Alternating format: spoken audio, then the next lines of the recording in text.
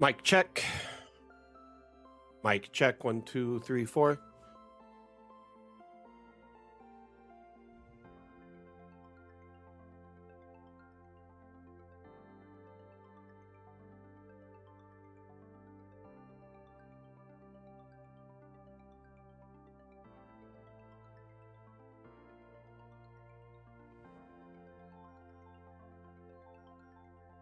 Mic check. 1, 2.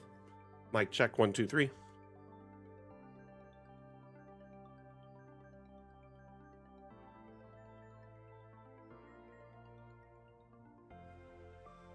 Fantastic. Glad to hear it. Glad to hear it.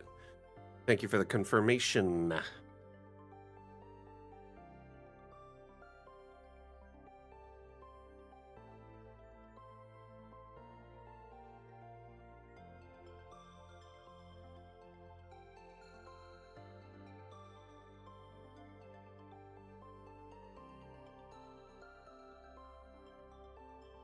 How was everyone's weekend? How are we doing today? Be starting very soon, just doing some last moment checks.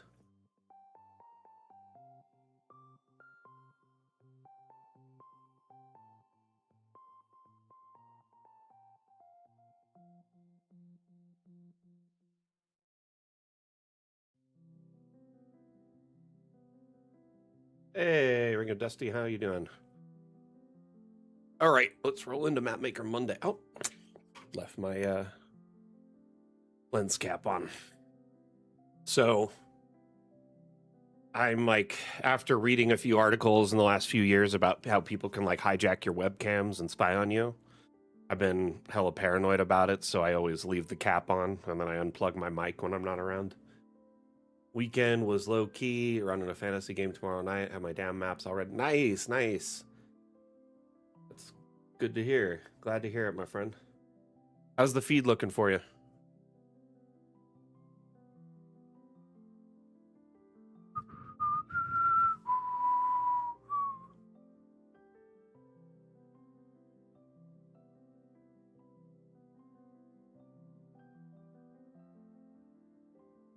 Hello, chaotic goblin girl Livy. How are you?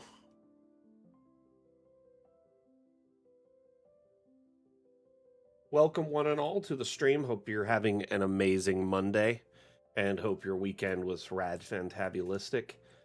During today's stream, we'll be working on this map here, which is called the Last Drop Souvenir and General Store. I think I'm gonna change the name to the Last Drop Souvenir, General Store, and Inn. Or General Store, Souvenir, and Inn, something like that. We're gonna figure it out. The name keeps changing. But as we've been progressing on this build, the General Store is starting to take shape. In the previous, weeks, we worked on the stables, which are the downstairs area here. I'm going to be doing lighting last for everything. So for right now, it does seem a little dark in the dark. Let's make it daytime so it's a little bit easier to see. But I think the map is coming together really well. For the General Store, we kind of have it mapped out with this is the magic area.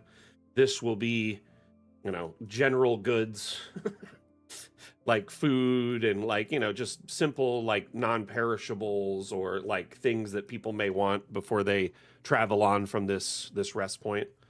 And remember this, if you've tuned in past streams, you may recall, and if you haven't been here before, just letting you know, this map is intended to be an outpost, sort of the only thing for miles in every direction. This watering hole here was like a famous stop in the middle of this Badlands desert, and an opportunistic kobold decided to build an outpost here with stabling and an inn and a general store with all sorts of goods. The size of maps in this program is really dependent on how big you want to make them, but also that meets head with like how powerful your computer is. So like the more powerful your computer is, the larger, more intricate maps you can make. But if you have a pretty decent computer, let's say you can run most modern games on it, you can probably build up to like 100 by 100 map. Like right now, I'm running it on a 4070 Ti that you're watching with right now. So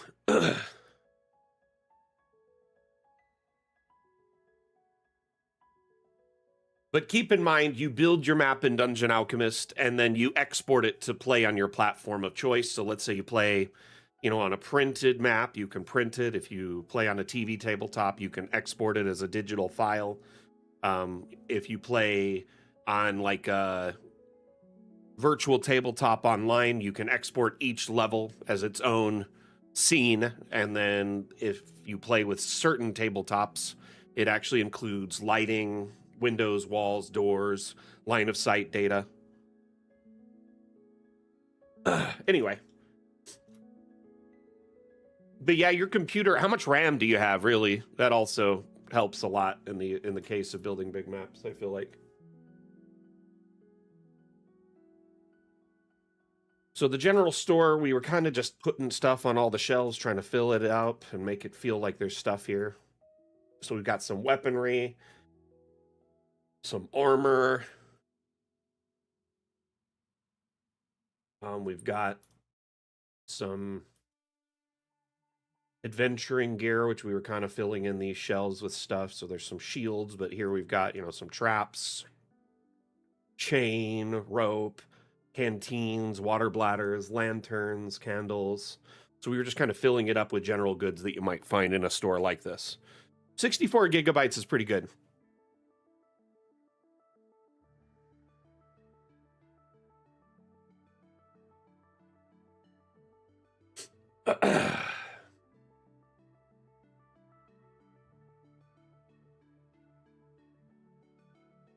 You have DA already? Nice, nice. And you've been, I mean, you could easily probably make maps larger with your computer based on the specs you're telling me.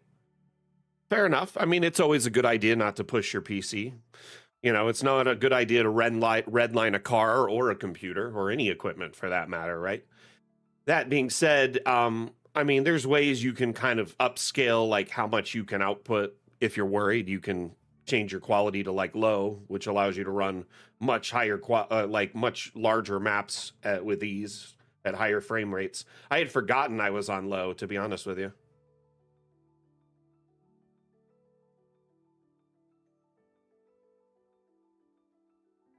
$64 gigs is a down payment. I feel really lucky to have 124 gigs in the DA PC, or 128 gigs, I mean. Fun. I hope it runs well for you. So this is your first time on the stream today?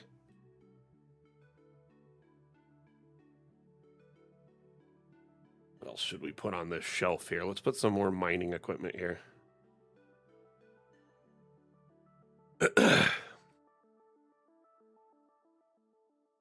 Nice. Well, I appreciate you supporting the stream.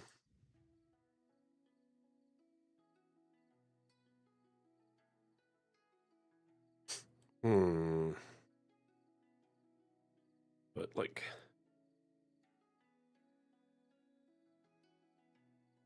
dynamite? I don't think we should leave it on the shelf there. But maybe. I was just thinking some more tools. Very excited for our next major update so we can start, rotating stuff like this. Turning it upwards, tipping it down where the head's down on the ground, or putting it vertical like this stuff. It would just be nice to have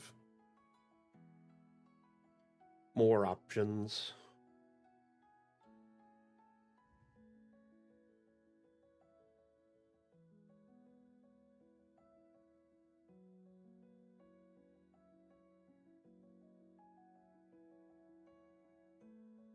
Did you all hear the air conditioner kick on in my office just now? I just wanted to test something. Let me know if you heard it.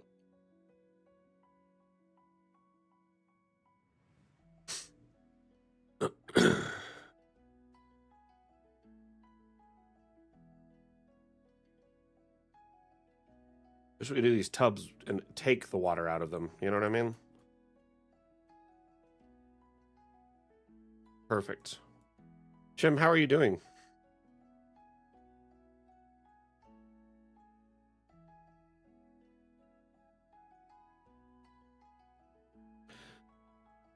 I do look cool, don't I?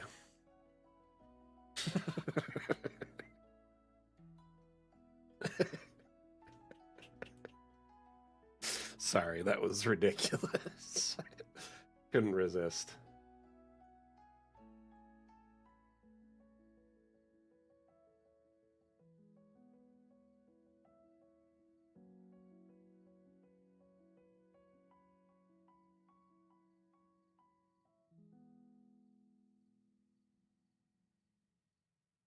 That's some more linens.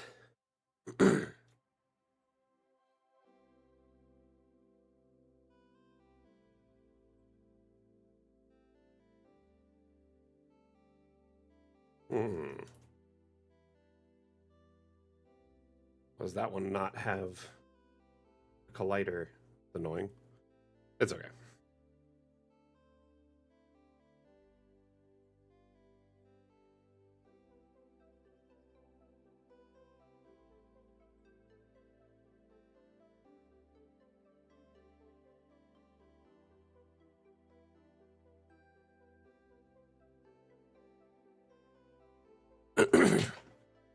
Oh my goodness. Got a bit of a sore throat today, but I got some drinks here to help me power through. Rad fantabulistic. Glad to hear it. Glad to hear it, Jim.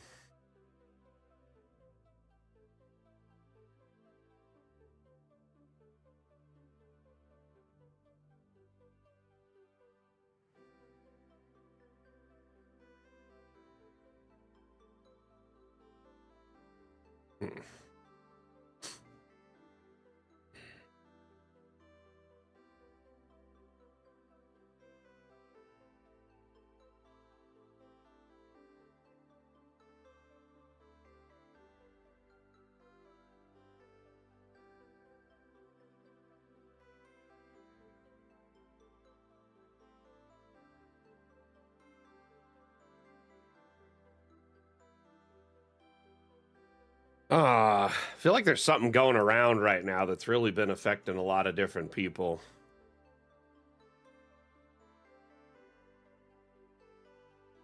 Sorry you're dealing with that, Goblin Girl. Honestly, it's rough when you're like trying to talk constantly too. In my case, it's just ugh.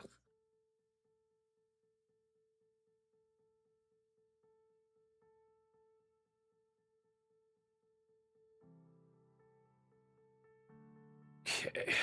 I'm just going to continually add stuff to this space. I should probably close this door.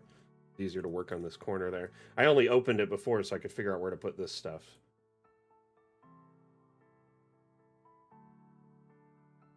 I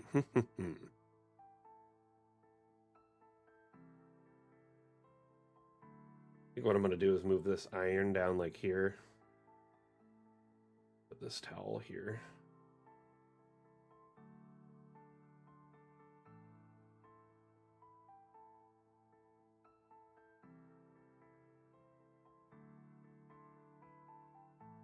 Cool.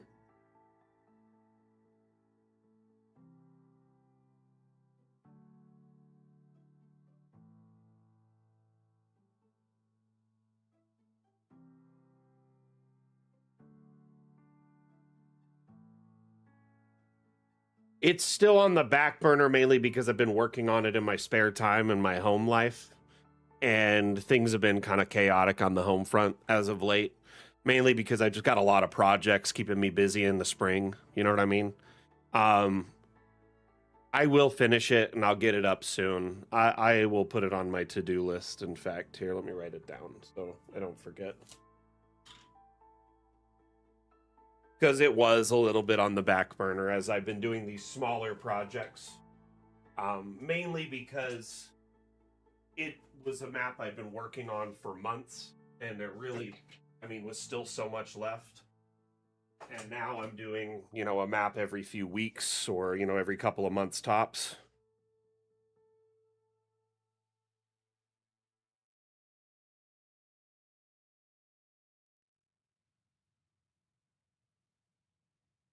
Yeah, it took a while and it still wasn't done because it was just so big and so detailed. I bit off way more than I could chew with that map. That said, I will make sure it gets released to the public at some point. In the interim, though, I have been like churning out about a map a month since then, and that's been great for our community, I'd like to say. This one's a little bit more detailed than the last few ones. I've already spent like 2 weeks in just this area alone putting in all these details, but I think when all's said and done, it'll be nice.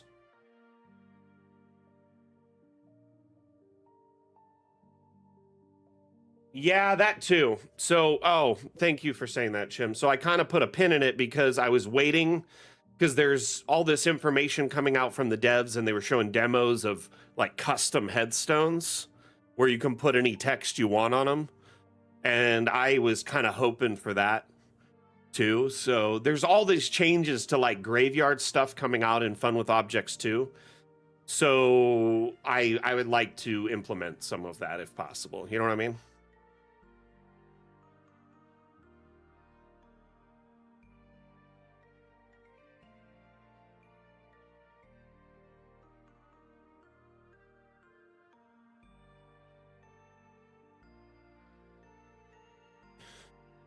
It's a bummer that almost all the buckets have water in them and you can't just remove them. I'd really like it.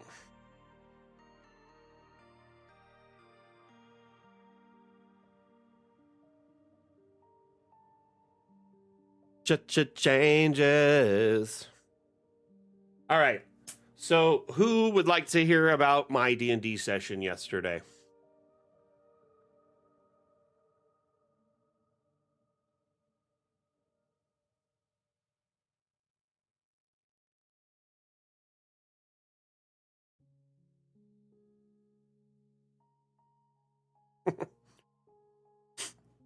So, we started already in combat because we ended last session mid-combat. So there was like a mind flayer we were trying to take out. And the mind flayer was in like a spell my son had cast that makes like a big darkness, like magical darkness area. And it also basically it does like cold damage and like bludgeoning damage to anyone in there. I don't know what the spell is. It's I think like something Hadar. I don't know. Anyway, he loves this spell and has only used it a couple of times, but every time he uses it, it's clutch. So this thing was Hunger of Hadar, probably, if that's what it is. It like opens up a portal to space, basically. Not really. It channels like the forces of space, you know? So it's like darkness and cold and essentially just, and yeah, it's like there's some weird, I don't know. Yeah. Arms of Hadar, maybe? Pummeling tentacles? I don't know what it is. Anyway, it's something like that. He had cast that to make sure that the Mind Flayer couldn't see us, which most of its abilities are dependent on sight, right? So we use this to our advantage, but the Mind Flayer immediately like ran towards where it knew there was light because it kind of knew the general area. And while it was running there, we all prepped spells, and like like my son had prepped like an Eldritch Blast. All of our different people prepped to do stuff, right? If he came over, and I had prepped a Vortex Warp. And my plan was, if the Mind Flayer comes into view, I could see some lava, and I could see the Mind Flayer, so I was just going to teleport the Mind Flayer into the lava. Or onto the lava, I guess. Hobgoblin, how you doing? You're not too late, my friend. Anyway, we,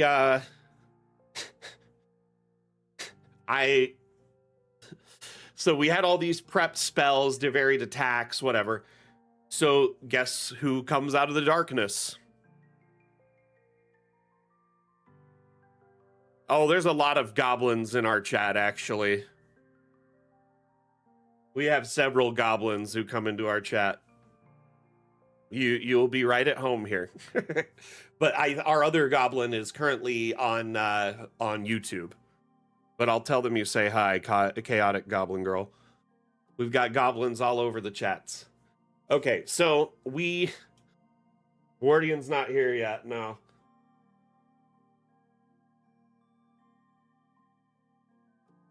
What other home goods can I put in here? Kind of taking a break on mining stuff for a minute. Thinking I can put some of the stuff that's like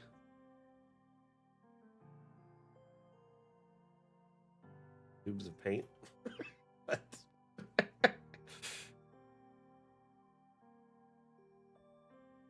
so let's see. It comes out, everyone unloads all their, prepared actions on it, and they take it down to like a third of its health. And then my prepared action gets to go because I was really low in the initiative. And I just teleported the guy right into the lava and he died immediately. So we win the day. We take a moment healing each other up, kind of recovering. We have a spirit guardians up, so we didn't want to take a short rest and waste the spell slot. So we clear the room, we run in, try to see what there is. And I am doing an investigation check, just looking around to see if there was anything in there, like loot. It's possible there was some loot on the guy we killed, too, which kind of sucked because he was in the lava. Anyway, we looked around the room, found some stuff that got our attention, but then one of our players kind of moved down to the bottom of the room and there was a hallway, and in the hallway a guy saw him and it triggered initiative. There were these kind of gross looking squid, like undead aberrants type things that have like tentacle legs and arms, and then their eyes and face has like lots of inward holes. They look really eerie and gross. But there was a bunch of those we had to kill, and I put 2 of them in a web so they couldn't really do much damage because they had like 3 attacks every turn. And if they grappled you, they could do more attacks. So it was like, ugh.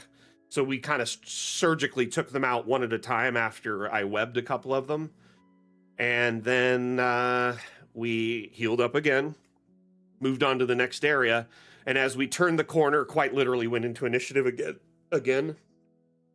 And it was basically a beholder. Hold on. What was its name called? So it wasn't quite a beholder. Okay, it's a starved dream holder.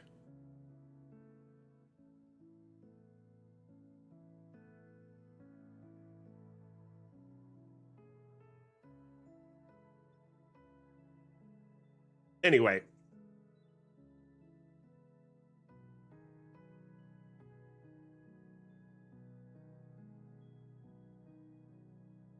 So that's what we were taking out, right? Ooh, I want one of these over here somewhere behind the counter.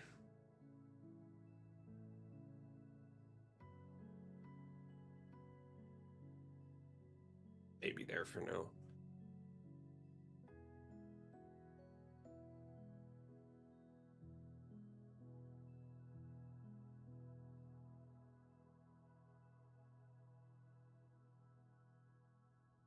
So, where was I? What was I saying?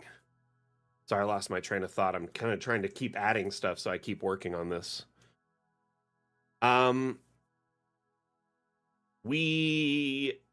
yeah, so we see this thing, the Starved Dream Holder, which it immediately just started unloading on the party and was doing some damage, and the party was kind of split up around a bend, a corner.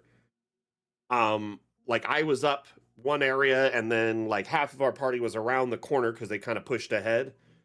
And then oh shoot, it was like we were spread out like 60, 70 feet apart from each other, right?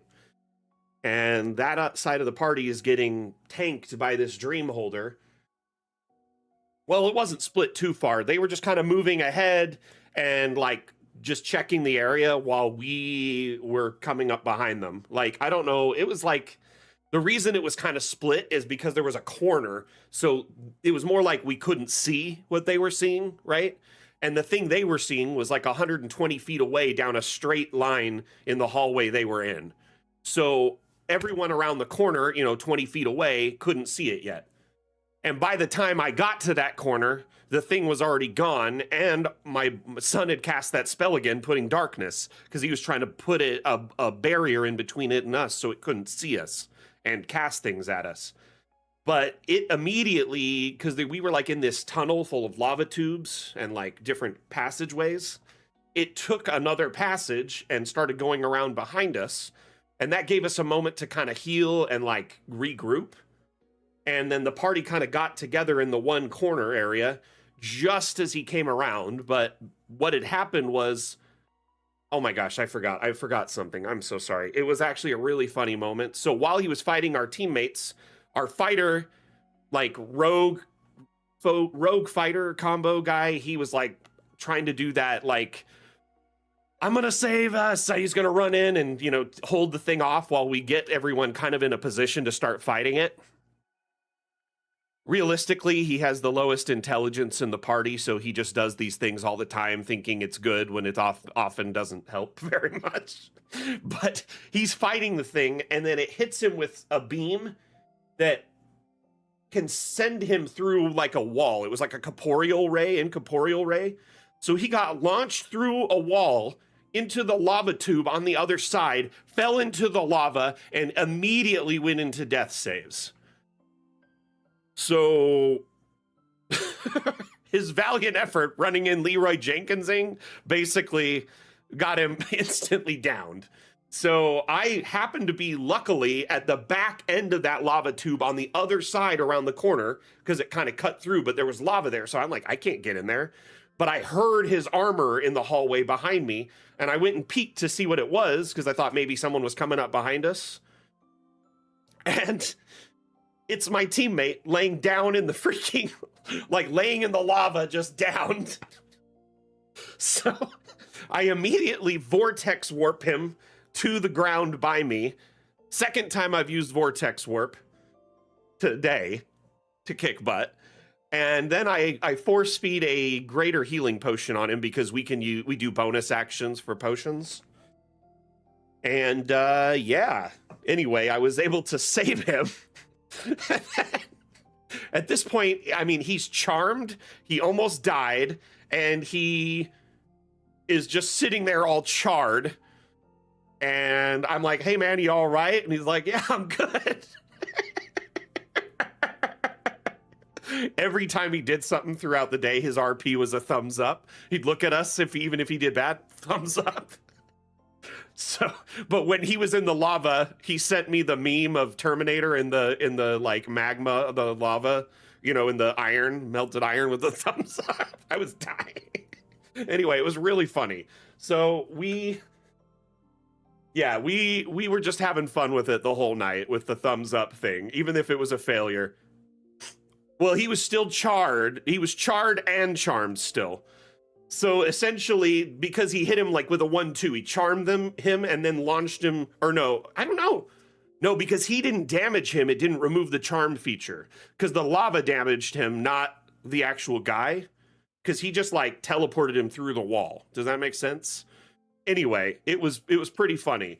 So I saved his ass. I start running in to try and get into fight, and then the front line tells us that he's getting around behind us, that he's sneaking behind us because there's all these tunnels and tubes, and he can also go incorporeal. So I think he could go through walls and stuff. We kind of make a back line, right, getting ready to fight, and then are kind of like, we have a fairy that doesn't like to do much damage to things unless they're like undead or aberrants, like unless they're real monsters. Like if it's a living human, they don't want to put a killing blow on them, and they'll rather support the party by giving us like bless or, armor boosts or anything like that. So, or they'll prevent attacks from hitting us, stuff like that. So she saw the dude was charmed. She removed the charm, right? With dispel magic. And then we kind of made that back line there getting ready to fight. The guy that just became uncharmed, he ran up to around the corner into some rocks and hid and was getting ready to attack the beholder with a net to kind of restrict it because it's like running all over the place, right?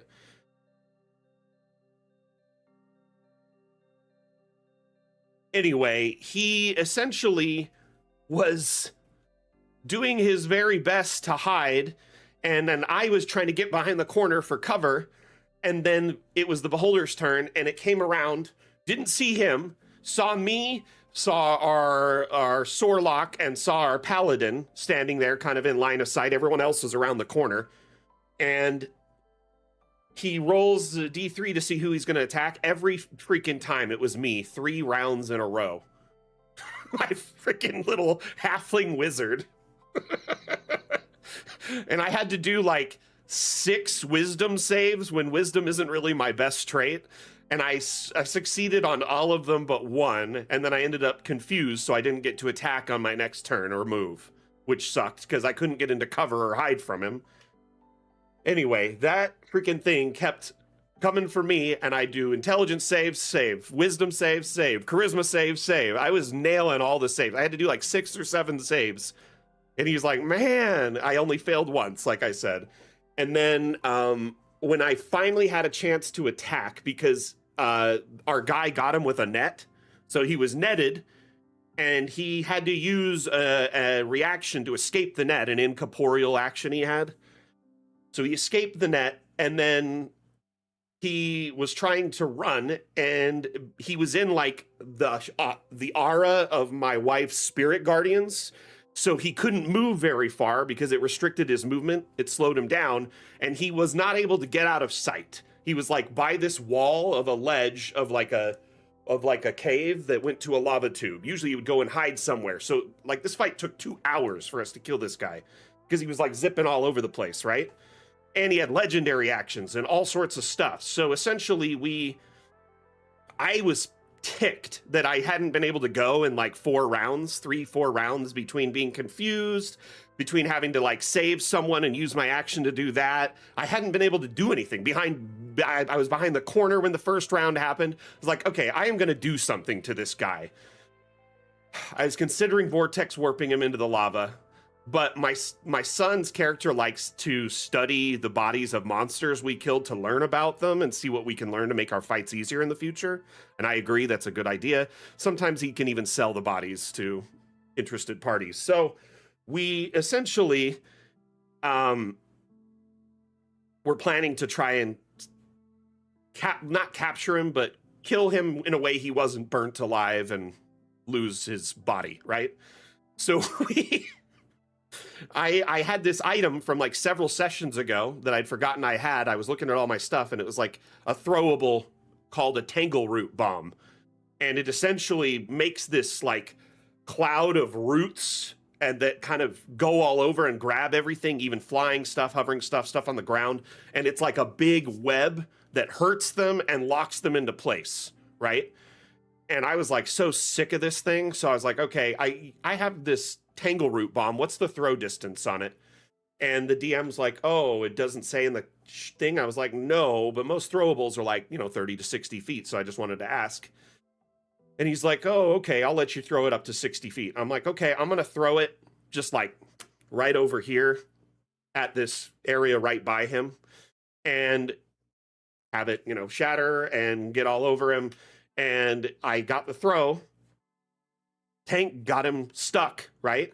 And then everyone just unloaded on him and killed him. And oh, shoot, I forgot another thing. Our fairy sorcerer also blinded him at one point in the fight, so he couldn't see any of us. That's when he decided to run. That's when things turned.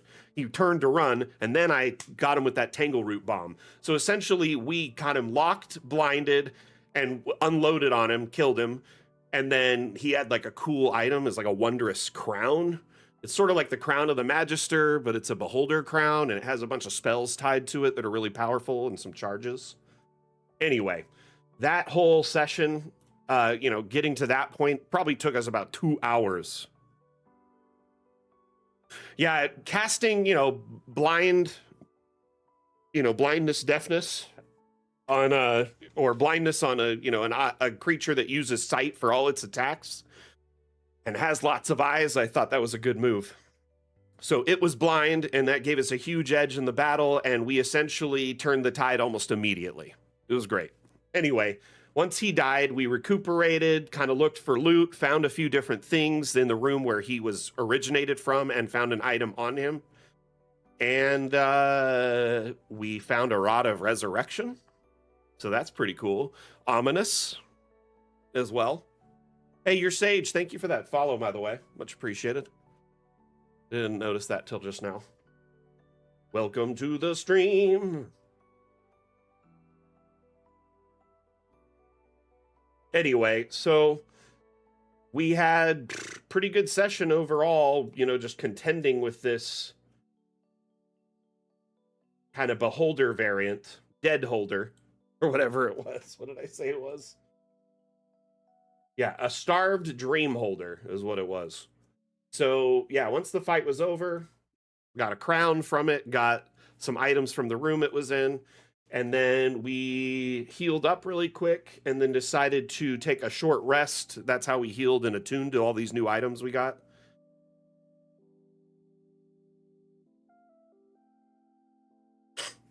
Oh yeah, silence is great for that. Also casting silence on, you know, casters. They can't, you know, cast spells unless they move out of it. We once cast silence on the command tent of an entire encampment of like soldiers. So, you know, the command tent's usually the one with like the general and the leaders in it. And they were sleeping. We cast silence on the tent, so everyone in the tent was asleep and didn't notice that they couldn't hear anything outside the tent. So we essentially just started causing chaos outside and destroyed almost all the camp and killed like almost all the soldiers before they were awakened. And because they weren't awakened, there was chaos. No one was organizing. No one was like sure what to do. Some people were running away. Yeah, silence is a good spell.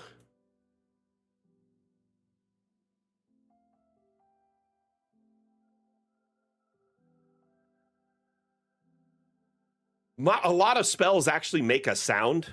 You know what I mean? Like, for instance, Toll the Dead makes noise. Like a lot of different spells actually can give you away because they're so loud.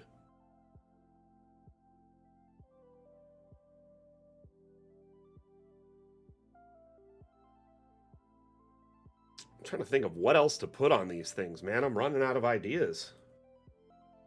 I guess I could put some more like cookware, pots and pans, right?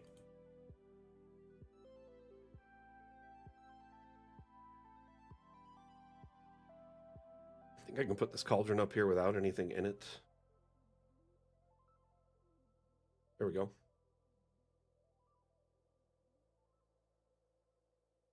Empty cauldron. Let's do it.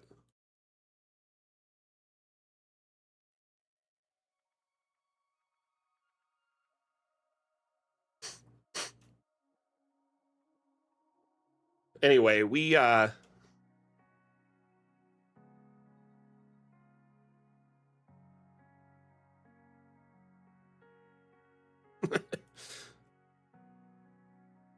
too bad they weren't the wild stallions.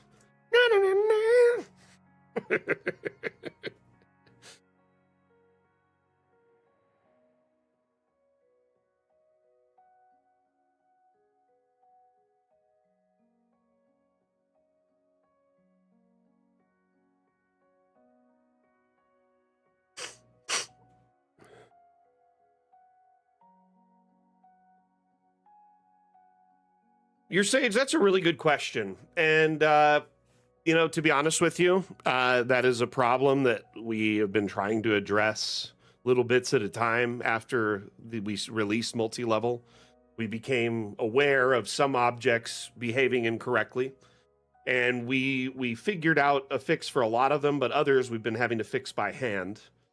But basically, when it comes to objects that sit on the floor, they tend to behave a lot better than wall-mounted objects. And wall-mounted objects tend to struggle because their 0 isn't the same as 0 for this. Like 0 on this golem is the bottom of it. On this, it's always the bottom of it. and that's on floor level, right? But when you have this, 0 on this could be anywhere up and down the wall, depending on the bottom of this object. So as a result of which, it sometimes has issues discerning where the object's supposed to be visually seen. We've been working on some solutions internally, and we have a patch kind of update coming out soon, and I think that's one of the things that was addressed in it, so we're hoping to fix a lot of that. And there still may be some issues afterwards, so if you do run into them, let us know. I'm trying to think of, I want to put a shelf here to put stuff that's like, I want to keep behind the shelf. Dynamites and bombs and things that are like kind of dangerous, you know? Or maybe expensive. Over here we've got potions and magical stuff. I was going to put a few more things on these shelves. Take out a few books.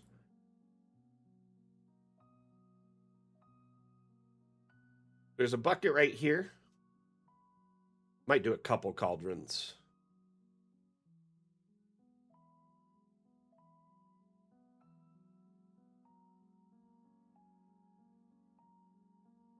What I'm going to do is put these kettles down here and probably make a couple more of these.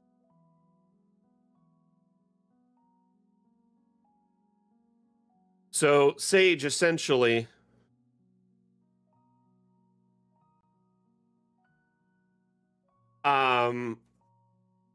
I'm hoping with time it'll get better. Unfortunately, it kind of is a bummer when it does arise, because sometimes you have to do like minute raising and lowering things to fix it. Like for instance, I'm dealing with it on this map in a spot or two. So right here, you see this sign, right? The sign is clearly hung above floor 1 on floor 2, right? And so is the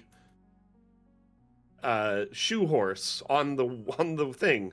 But the shoe horse only shows up on floors above, while the sign shows up on floors below.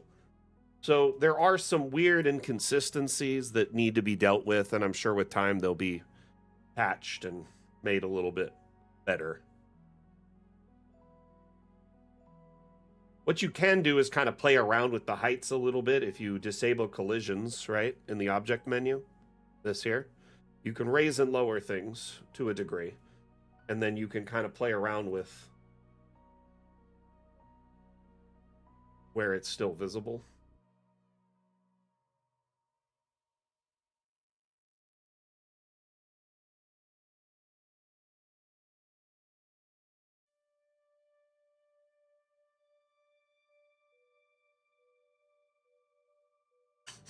We got some new magic items, though. Because we got that Rod of Resurrection, right? Which is great. And then we've got these thing called Psi glasses or Psi lenses, I think. They're like an item to teleport someone back to where you left the previous lens. So we might use that as a way to like teleport frontliners back to our healing line to heal them. Where are we keeping the Pokemans?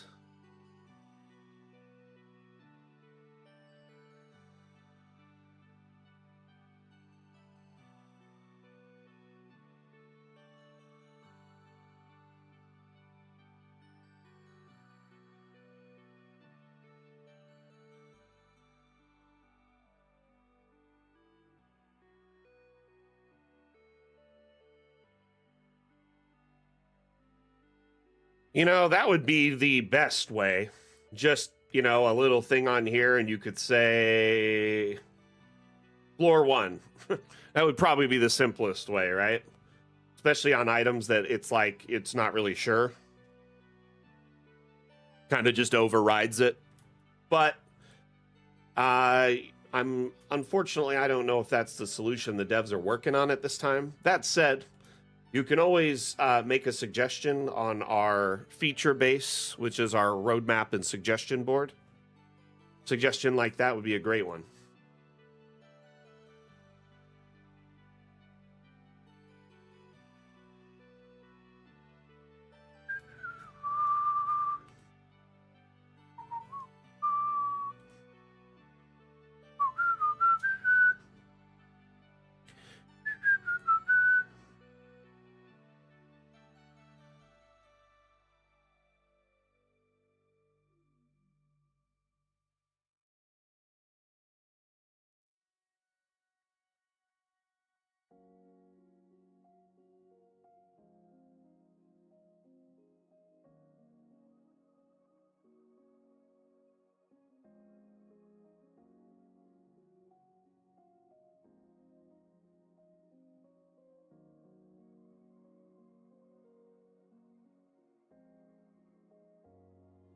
Hmm.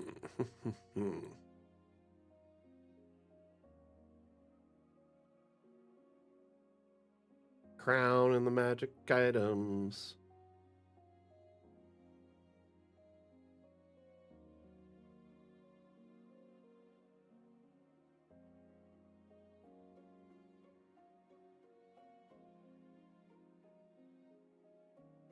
Ooh, let's put one of these bags.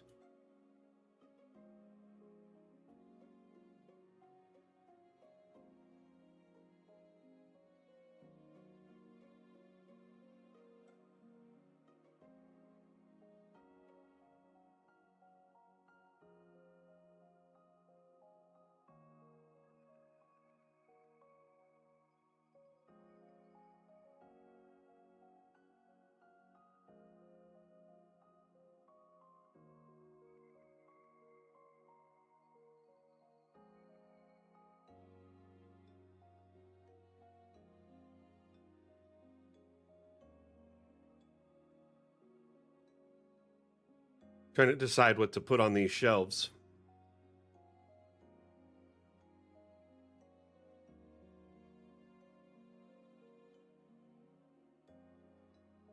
You know, it is a bummer, Anani, but hey, at least you get to hang out with us today. Always gotta be looking on the sunny side.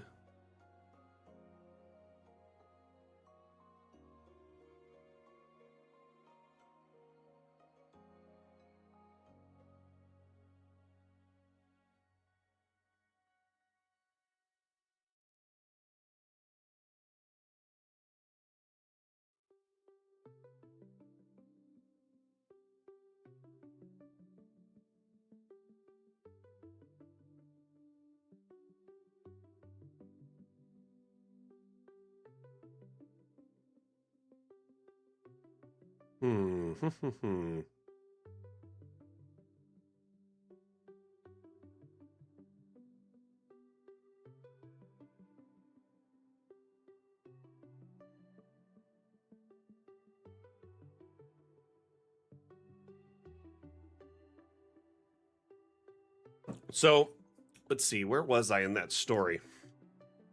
After we defeated the Dream Holder, found all the loot in the vicinity, distributed the loot, attuned to the loot, we decided to move forward. We came to a bend where you could go down and up, and I kind of felt like the up was going to be like a dead end after the turn. Just wanted to check it for loot and clear it really quickly. And when we went around the corner, there was a group of guys, a mind flayer, and more of those weird kind of squid things with the weird sunken in eye holes and mouth holes and everything. And then it and a, what are they called? Basilisk was there. So we started fighting those guys, and we were running out of time for our session. Everyone was just kind of unloading on them and trying to do their best to take them out quickly, right? So to speak. And our frontliners got into position, and then I dropped the fireball on the group of baddies, and that was kind of the end of the session. So, yeah, sorry the story was broken up a little bit, disconjointed, discombobulated. I don't know. My brain no do good today.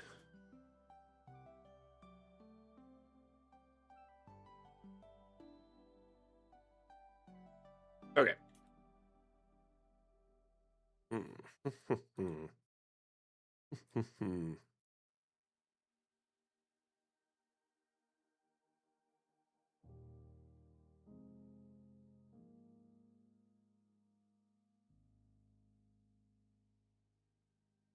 Yeah, I like to open with or end with Fireball. Like, it's a good opener spell because it allows us to kind of weaken up at least one person and pick them as a target. Our best strategy as a team is to kind of just focus on one target or two targets. Like we'll either it kind of split the party, not split them up far away, but half the party focuses on one and half the party focuses on another, right? That's kind of the strategy in most cases. However, usually when, we'll kind of just focus fire on one guy. And my job is to try and keep doing like crowd control. So web is usually a good option. I try to keep everyone back or away or keep them locked up. Teleporting them away, webbing them, you get what I'm saying. But I also have spells that are like, hey, if I open with this, I'll hit a bunch of people, do a bunch of damage, and one of them will probably be a little bit weaker than the rest, and so we can kind of focus on that one.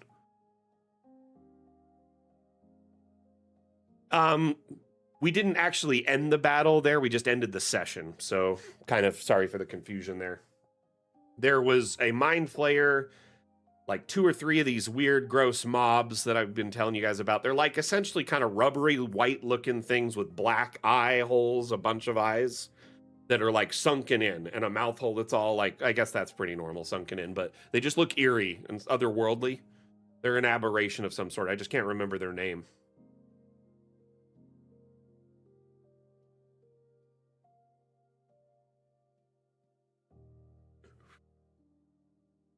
Not sure what else to put in my magic area here. Well, in other, I guess, it doesn't have to be all magic.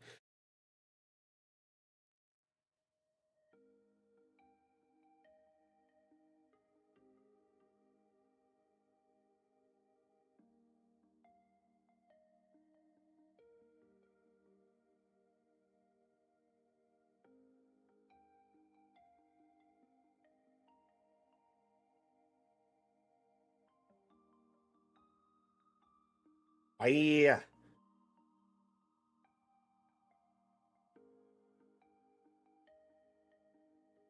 That's obnoxious. I'll just leave that there for now.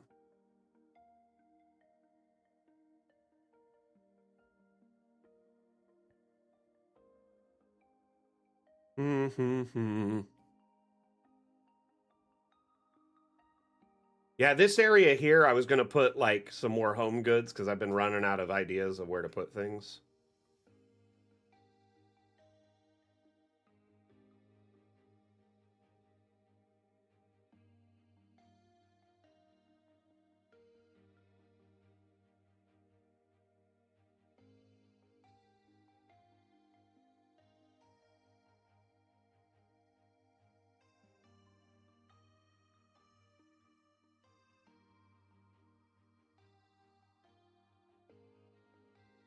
I could put like some plates and other stuff. Just the shield on top is kind of weird, but what I'm thinking I could do is maybe remove one helmet or two, or move them over a little bit because I've got like another row of helmets. And I can put shields. See down there, I have helmets galore. I'm gonna move this over here. Move that there. And we're gonna probably put a couple more shields on that one.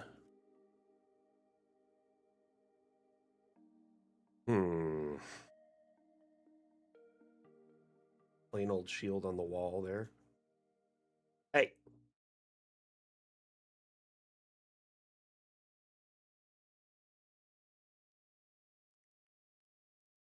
Island Lass, how are you? How was your weekend? In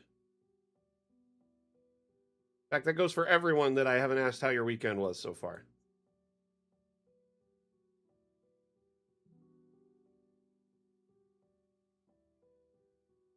Yeah, where is Mondu? I haven't seen him in a hot minute. I'll reach out to him, check on him.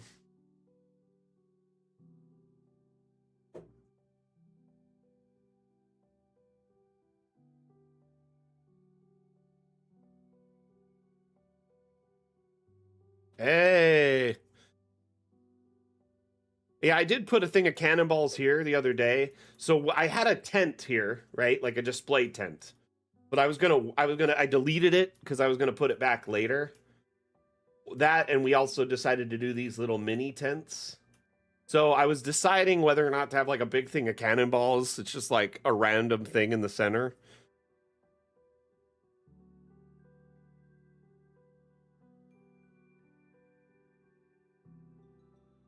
But yeah, I've been trying to give myself like, why is this flail in the farming items? I always wonder. Is there a use for a flail in a farm?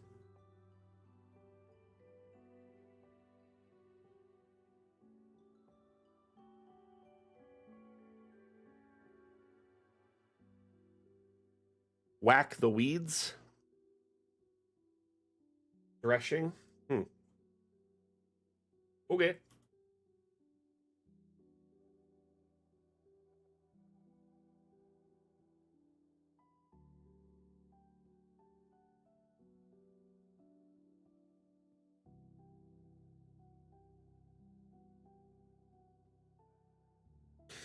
You know what I should do? Find one of those crates that are like this.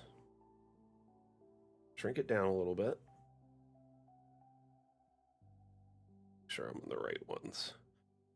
Got all sorts of them. Yeah. Put like a bunch of scissors in the crate and then put the crate on the shelf so it's not like just a bunch of random scissors. Assorted scissors.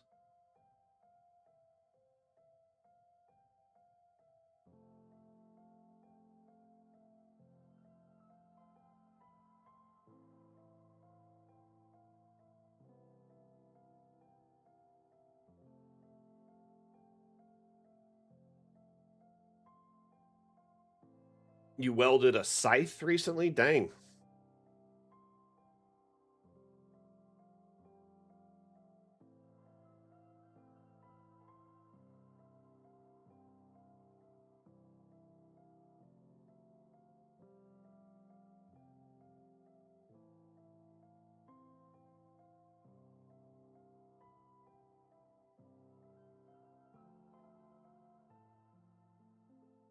You wielded one.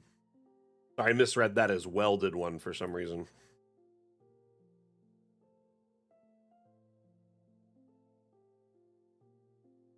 Hmm.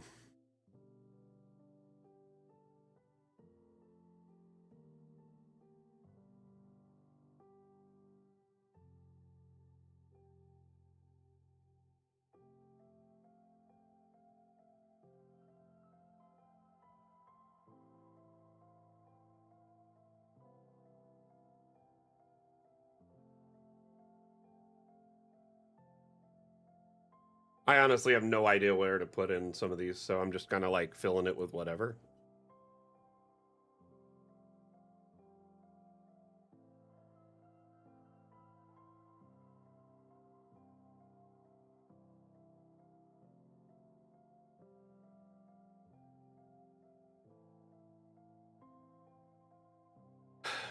I've uh I've used a scythe before for like clearing weeds and stuff. They're not too bad. But you definitely need to know how to use them. They're kind of unruly if you like don't know how they work, right?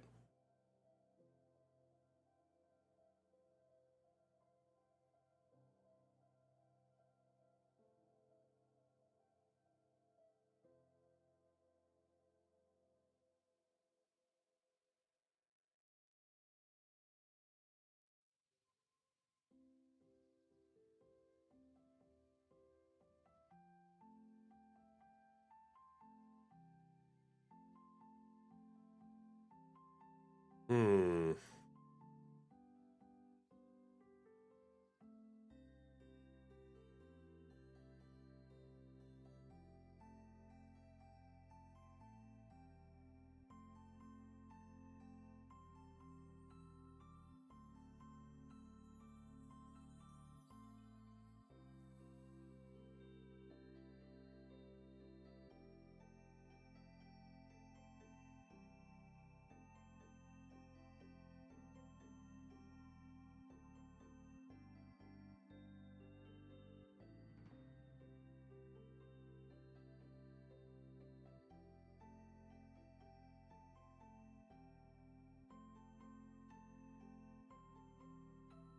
Not bad.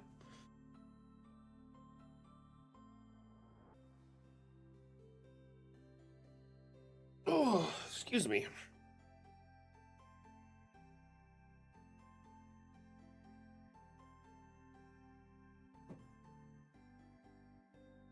Want to do a quick shout out to a few of the follows and likes we've gotten in the last few minutes. Well, like the last half hour, I should say. So Mark Howard followed, Tina Bug followed, and Mark Howard liked. Thank you very much for the likes and follows. Much appreciated.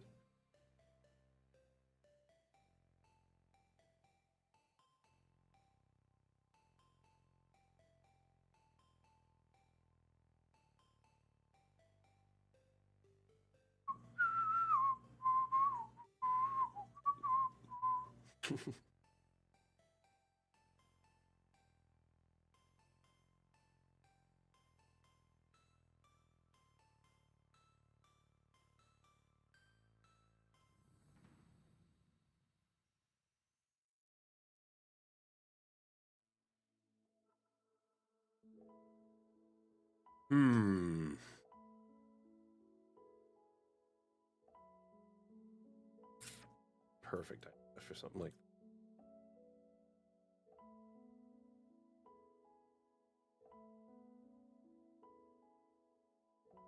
I'm gonna leave it over here and we'll find a space for it on this shelf here.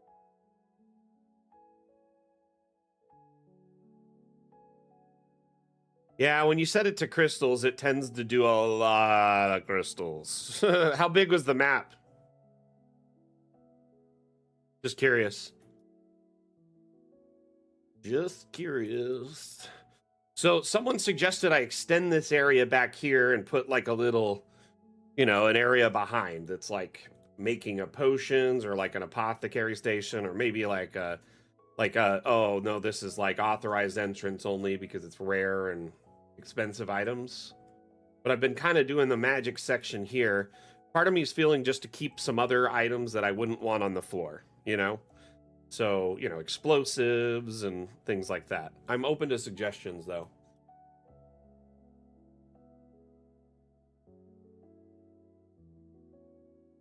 So, Chim, it's a combination of keeping the blade parallel, like to the ground, but also your swing. Your swing motion is really important.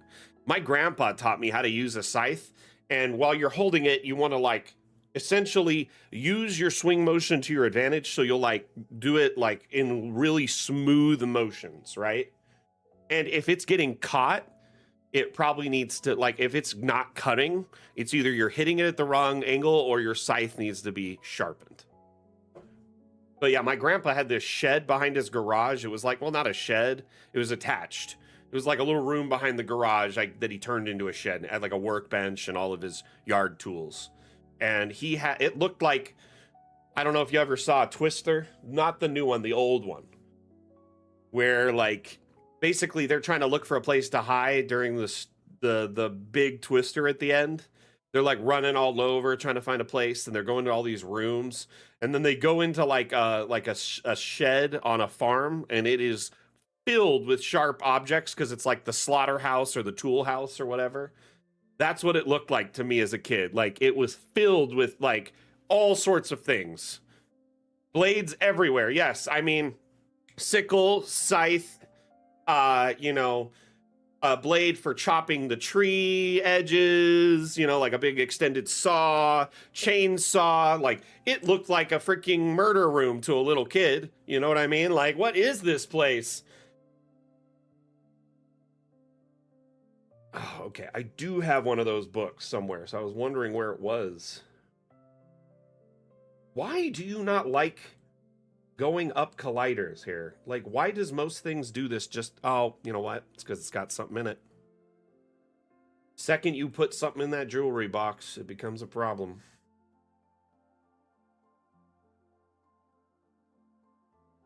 Should the ominous box have nothing in it, or should it have something in it? What do you think?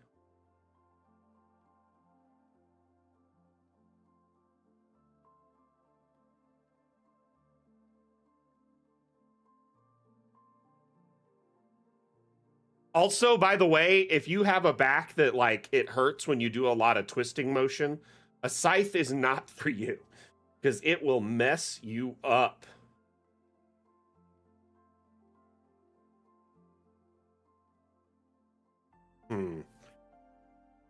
Let's this is what I'm thinking.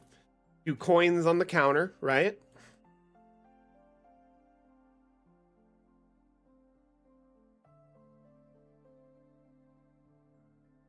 Something like this.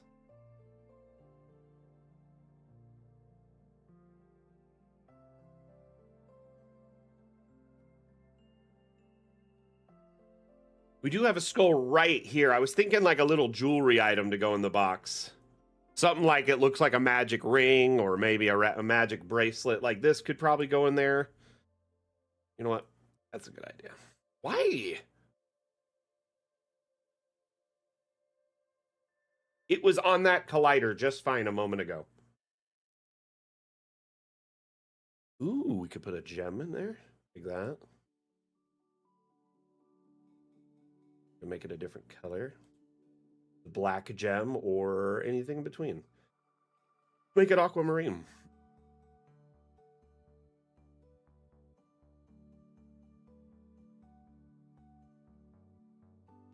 Hey, Tina Bug. Thank you for the sub earlier. Much appreciated. How are you doing today? Welcome to the stream.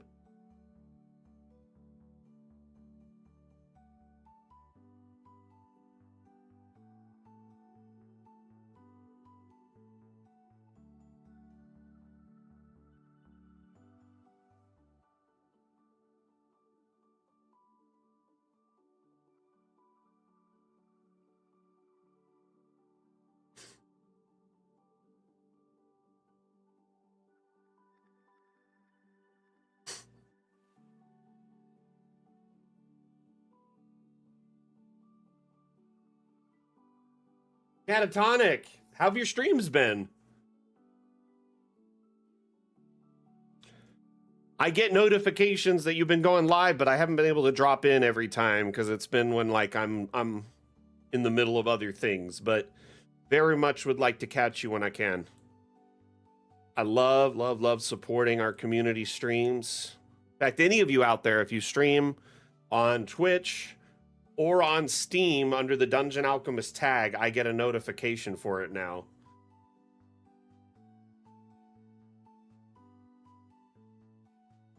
Other things.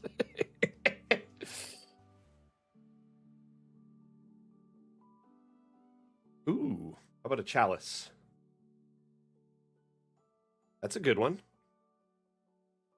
Ooh, you know what? I really like this bowl. It's a good little item to add to a shelf somewhere. We'll move these books over, right? We'll shrink this bowl down. Oh, right there. We need another magic item for right there.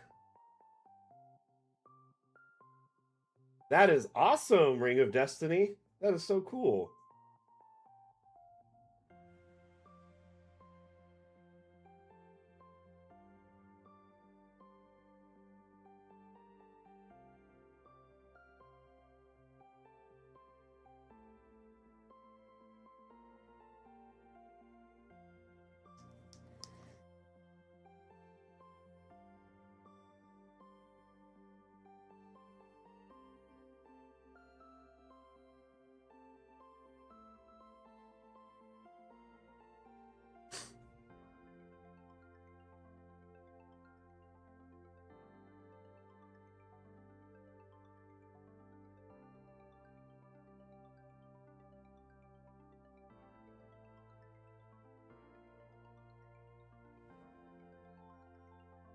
Jack, is your collisions turned off?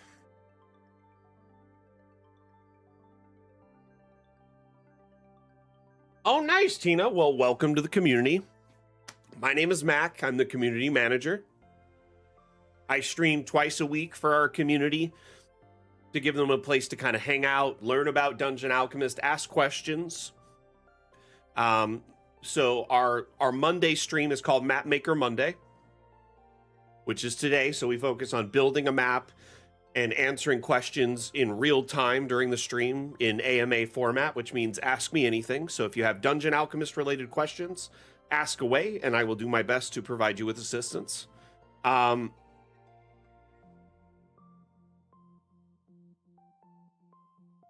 So if collisions are on, it will always cut a hole above in the floor as long as it's a new staircase from the menu. If at any point you had collisions off and you resized that staircase, it will no longer cut a hole.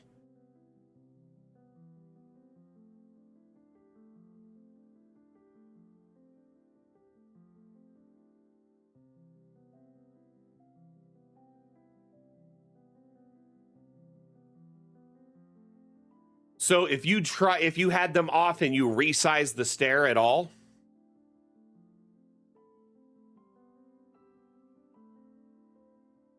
you can rotate stairs. That's fine. When collisions are on, stairs can rotate just fine. But if you resized the stair at all, even a millimeter, it will no longer cut new holes. Now, not all is lost.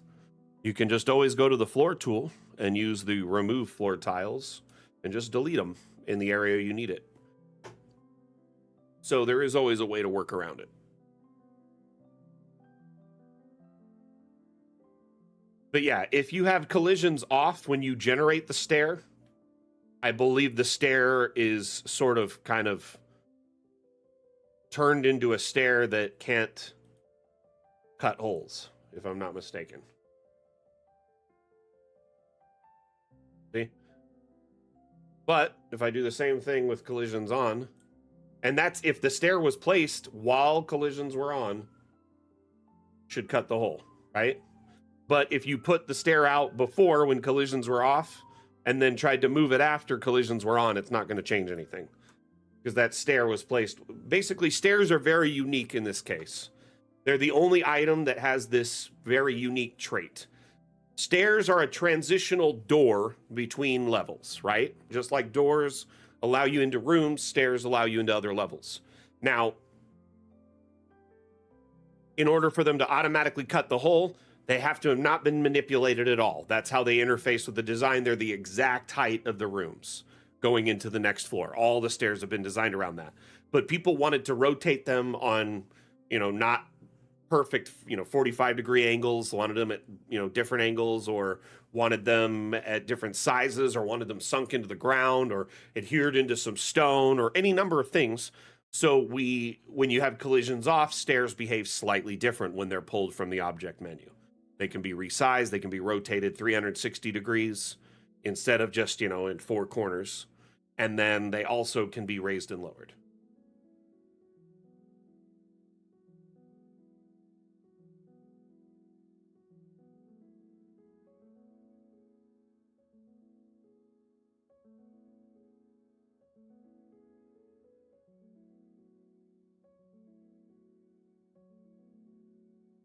Were you at a different level when you were trying to place the items and so they just weren't visible anymore to you? Like, you notice how when I'm here, some items are visible at other levels, but sometimes they're not until you go up?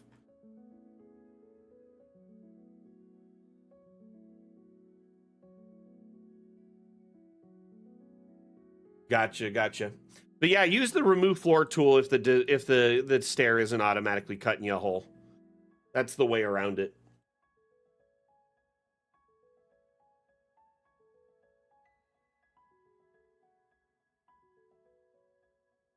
Okay, back to organizing.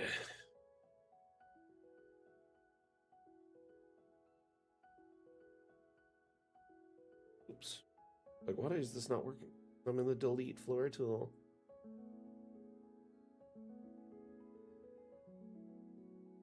It's on this level. Fill this level out, and then we'll move up to like some home goods stuff here. Thinking I'm gonna put these pedals over here on this side.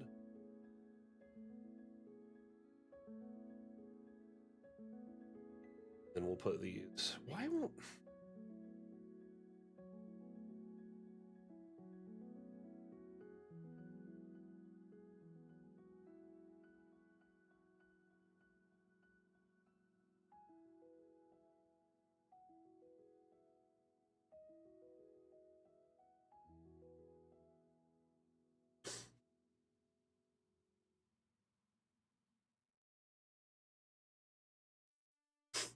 Yeah, restarting the map can help a lot, but you know, make sure you're on floor 1 when you're trying to place boats on water level. And then if you want, just disable collisions and raise them just like little bits at a time until they appear on the level above. So if you go to the floor above and or below and then raise it a little bit, watch this. This is kind of how I play with it. So like you see these things, like they are visible in the ground level below. Like why? Makes zero sense. This is definitely one of those bugs we were talking about earlier, your Sage, right? You disable collisions, just nudge it up a little bit at a time, and when you unclick from it, it'll disappear if it fixed it. Some items, though, it just won't work right now. We're just trying to get them better. Or, like, gonna patch it and make them better is what I'm saying. But if you keep doing this, see now it's disappeared from this level. It is now officially on this side. But it's because for some reason, when it's on the wall, 0 is at this height instead of down here. It could be anywhere below, but it's acting funky. Like, what? I guess the animal eats from, like, these grates, right? What if they're shorter?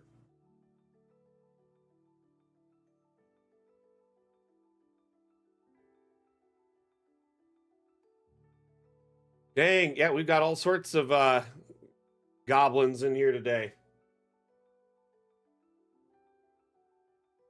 At one point, we had at least, well, there's potentially 3 goblins in the chat today. No hate for you.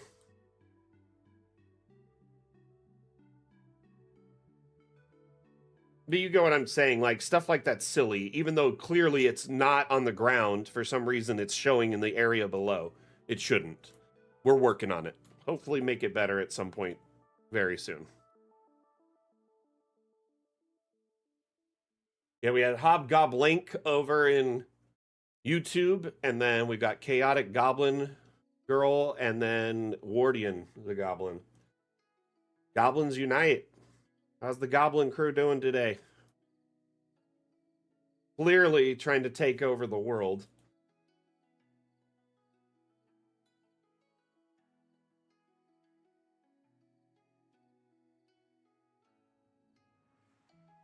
Father was a ladle.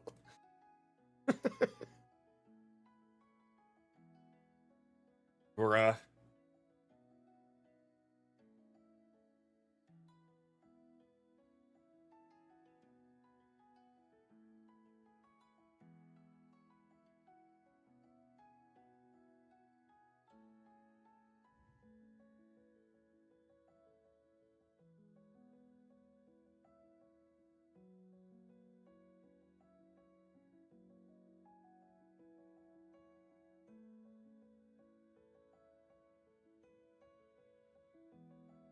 I like it.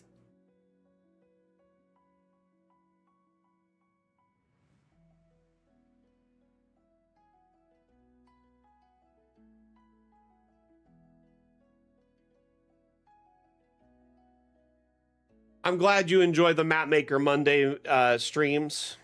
I honestly, they're my favorite stream if I had to choose. I think they're probably the most popular stream too, because like we have so many people that usually attend them on all our various platforms, and we have so many people RSVP'd to it through our events section in our Discord. Speaking of which, if you are in our Discord, there's a section labeled events in the, you know, all the little rooms you can check. And in the events section, there's one for Mapmaker Monday, and there's one for our other stream on Saturday, the Dungeon Alchemist Mapmaking Show, which is coming this Saturday. And on this Saturday stream, I actually have an exclusive interview with a professional DM who uses Dungeon Alchemist for his map making needs. He also happens to be my DM.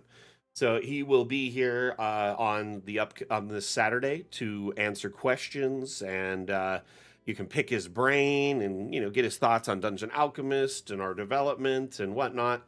It's always just nice to get to know community members like one-on-one like this, and see what you all think, you know, about them as a game master, as a person. It's very fun.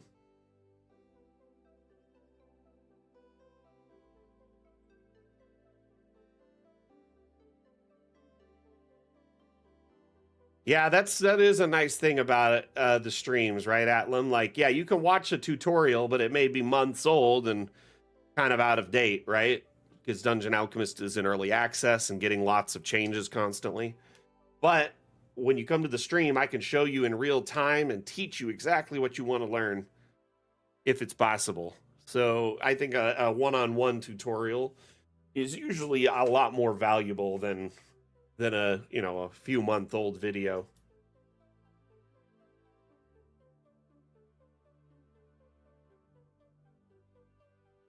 Anani, I will put up a post for that in the Discord. I've been kind of slacking on that. I forgot to do it the last couple of streams. So I'll put up something for that so you can send the questions. That, and we usually have so many questions in chat. I don't really like collecting them offline, but I feel bad for anyone who can't participate, like in your case. So I want to make sure you can, you know?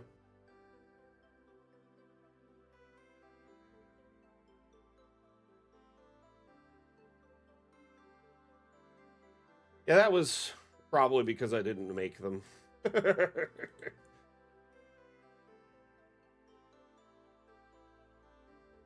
I just, had been a failure as of late. Oh, excuse me.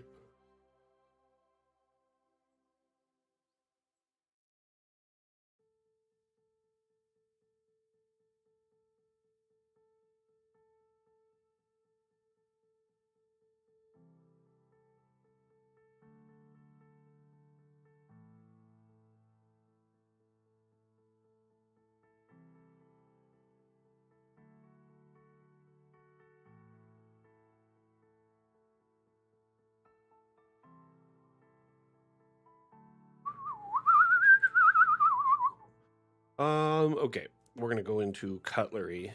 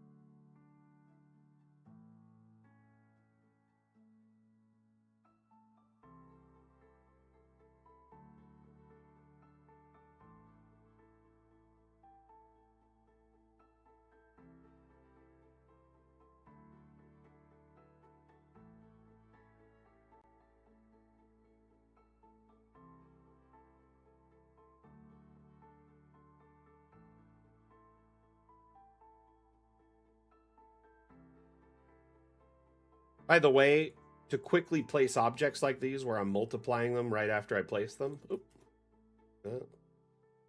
if you hold shift when you're placing an object, it'll automatically duplicate it. So when you pull an object from the menu, say a plate, right? Grab one of these plates, right? So I go to put this plate in. If I hold shift when I place it, it automatically duplicates it.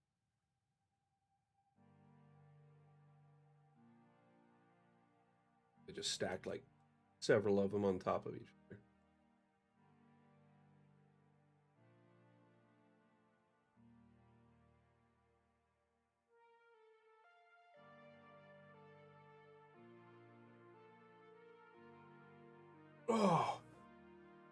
Oh my goodness. Oh, why do I got so many stretchies today?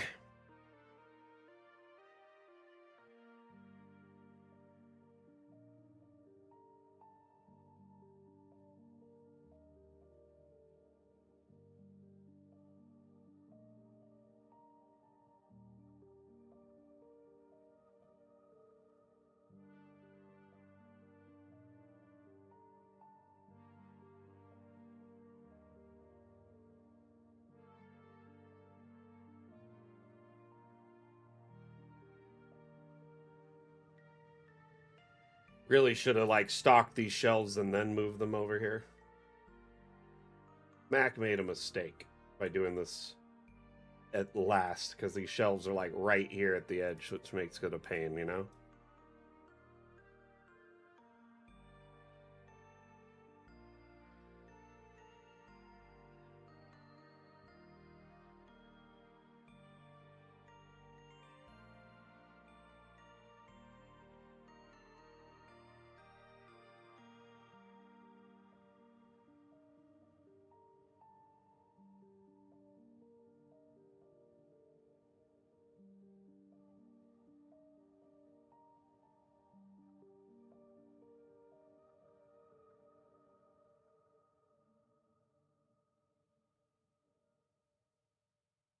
Just fill this with silverware.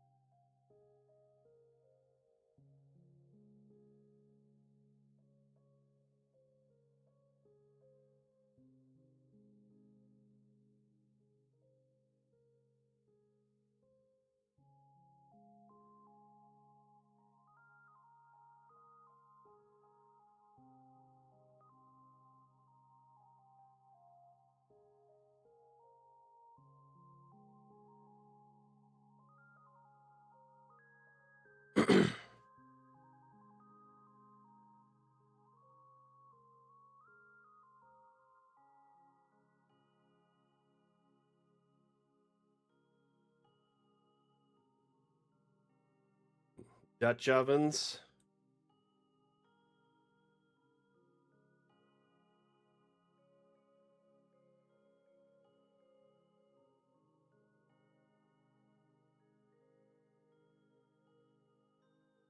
What else can we throw in here?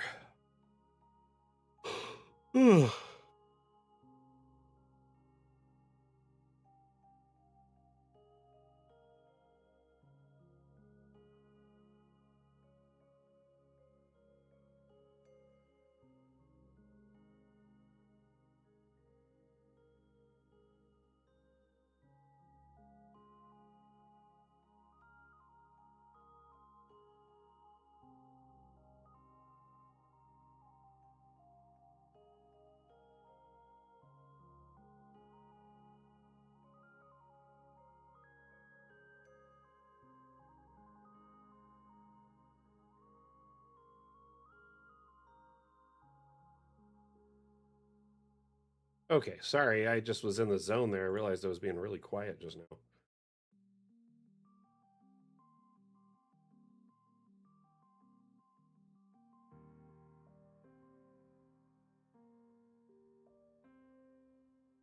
Oh my goodness. Home goods. Gonna be the end of me.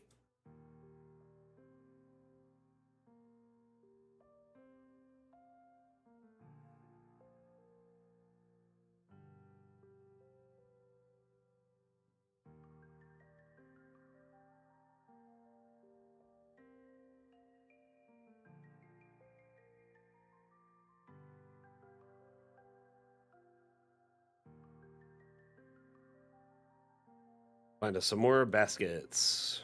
Gotta be some baskets that are helpful in these cases.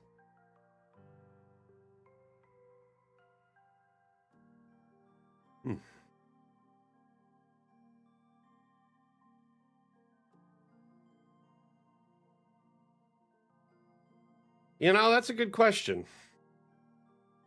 Usually he comes in on Saturday, so if he does come in at all. But let me see if I can get him to come over here.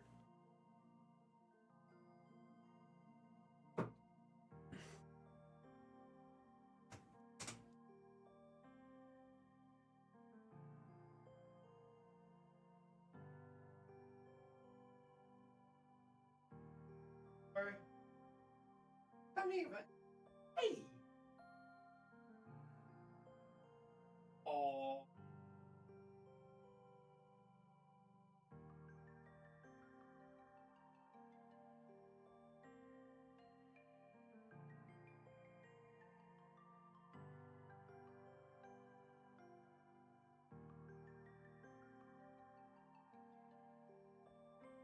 Oh.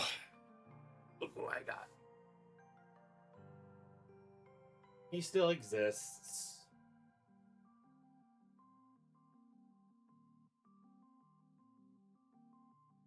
Just has been busy as of late. And he's a mama's boy. He doesn't really care to come see me. Oh. Oh, the good. That's handsome. Uh-huh. How are you? Hey. Yours.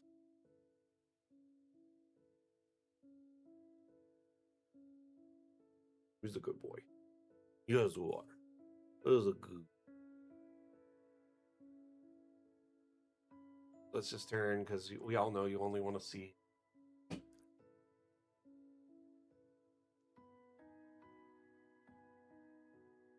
Oh, what do you say?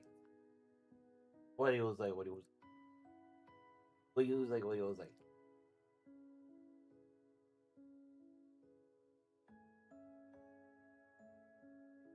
Good boy. You gonna go get your mom? I know. I can tell you're irritated. Go get her. Go get mom.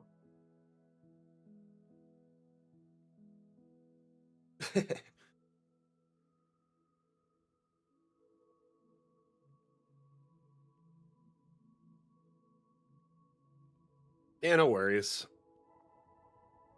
Sorry I haven't had him on as much lately. I get it. Y'all wanted proof of life.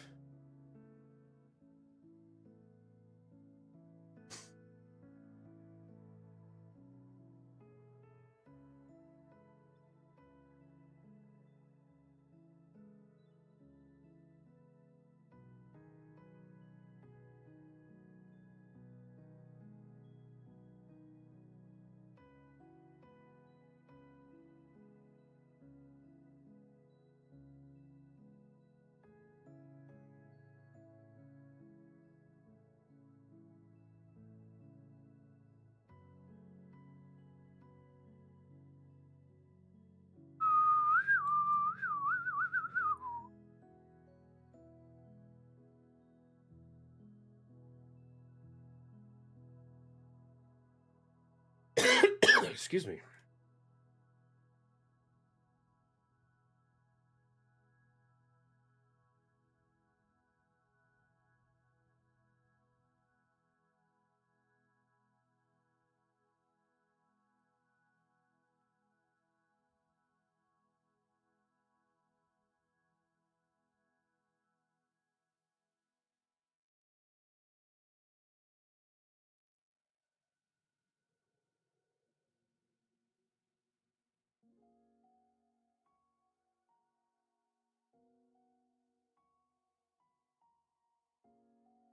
Sometimes I like to put an item up just to see what it looks like, right? See if I enjoy the way it looks when it's placed. But if I don't like it, then I'll...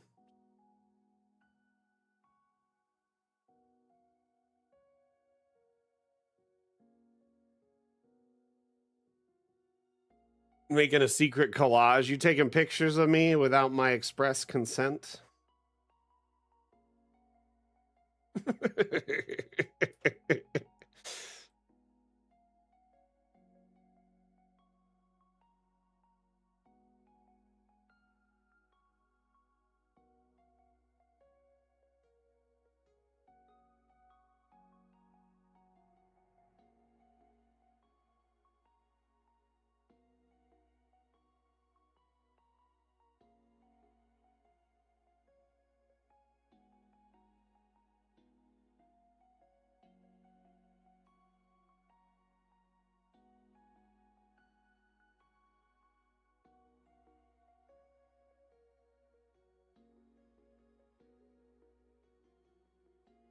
The random loot.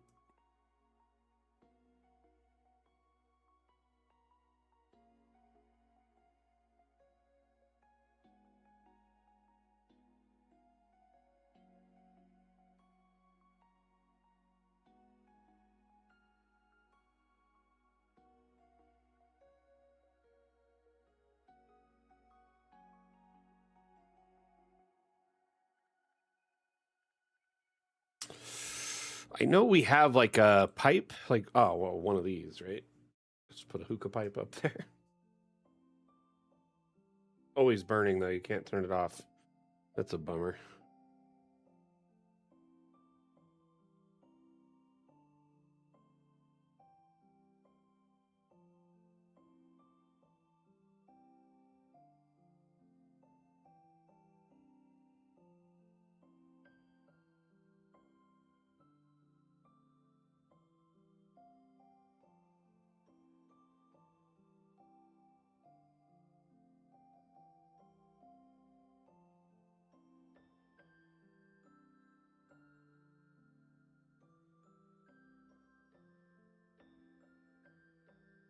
Good question. I don't know. So you're the second person to ask today. Probably just busy with life, I'm sure.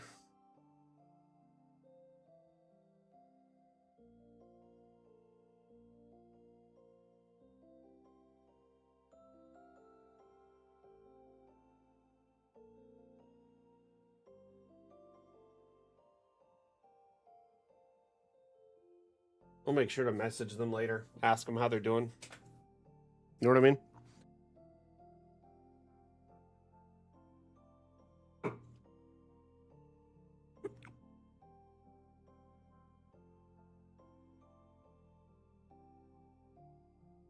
Okay.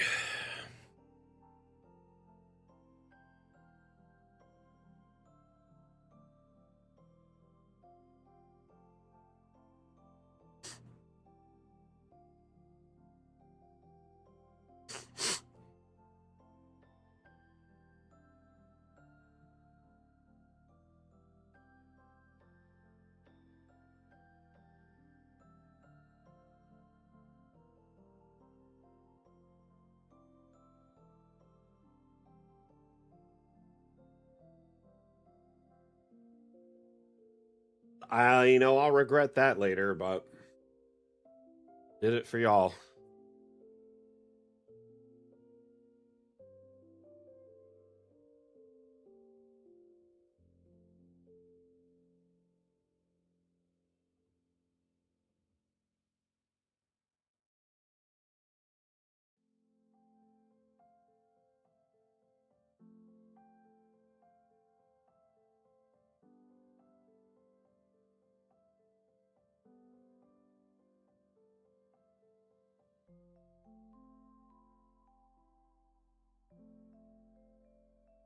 Trying to decide what to put in these shelves here because I still have a little bit to fill up here.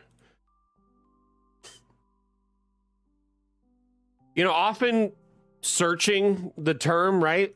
So like brush will help because it'll find everything labeled in brush. The key, I think, is getting familiar with the menus, learning where everything is. I tend to spend a lot of time just browsing them, looking at them, so I kind of remember what's in them later. Does that make sense? That being said, it definitely can use some organization. It's a little bit on the more difficult side to navigate sometimes. I wish we had more customization over like expanding this panel, maybe expanding it to a third row or a fourth row, so I could browse lots of objects all at once.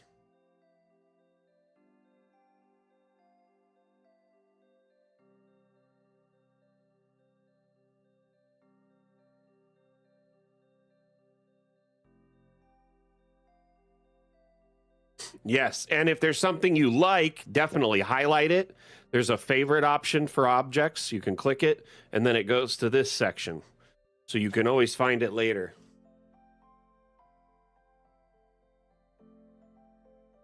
Also, check out the latest object section is a great way to see like what's new.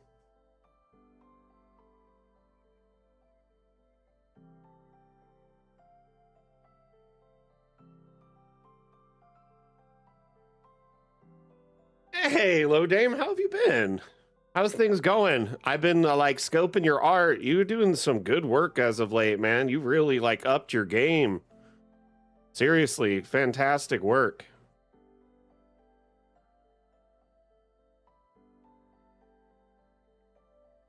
This should be in the menu for mining.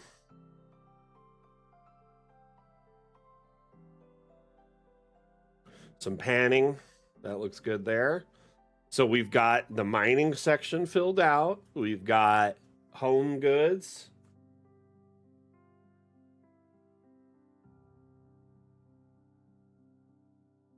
No, seriously, hey, Lodane, take your hand like this, right? Reach around, pat yourself on the back, dude. Your work has been top notch. Seriously, really good.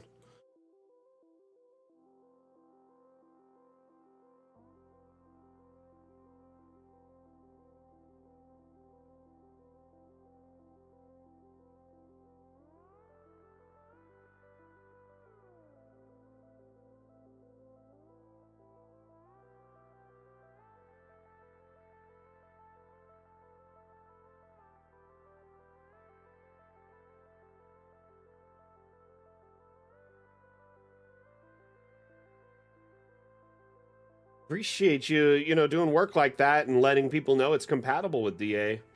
Do you have you been doing okay with like getting subscribers and stuff to your Patreon?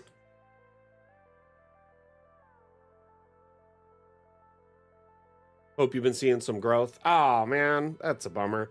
The thing is though, I think with stuff like that, it is kind of a thing that it's all about consistency, really.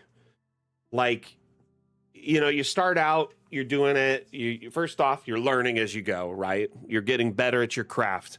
And now that you've honed your craft a lot more, so to speak, you have, this period where you can start try networking as much as you can with like other artists and like other communities that share 3D art. Not just, there's the map making community, but there's also like the game development community. And like, you get what I'm saying. There's others out there. There's subreddits that you can share your work on. But honestly, no, I understand, man. It's one of those things where we honestly like it's so hard to try and convert, right? I get it. Converting someone to a sale in your case or a subscription. Keeping up the work, constantly sharing your stuff. It is a little niche at this time. I think with more time though, you'll probably grow. And another place you should start if you're not already, like there's other services out there that do like 3D models for VTT stuff, like 3D canvas stuff. I'm sure a lot of people are looking for models for that. Do you make I'm sure your stuff is compatible with that.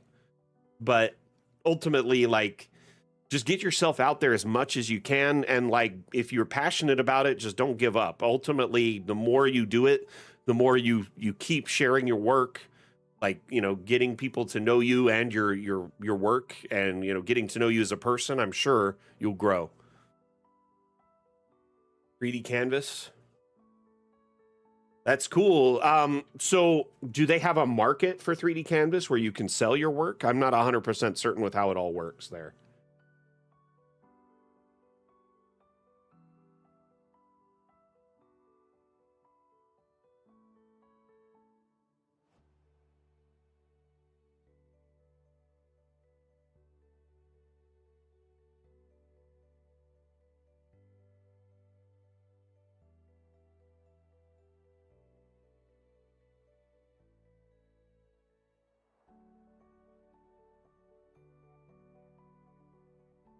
I'm gonna put like some pots and pans in here.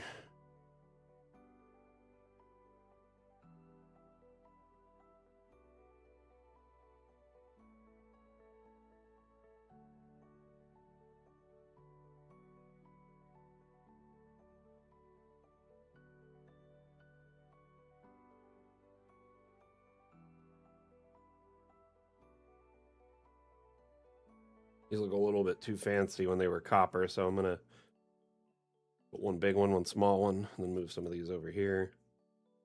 The home goods section here that I'm making.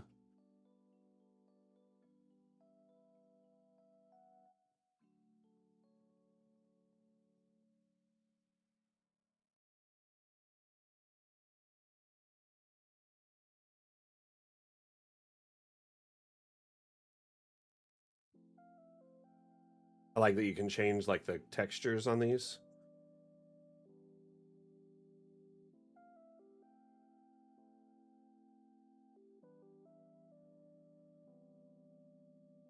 Weird angles, just popping into the level.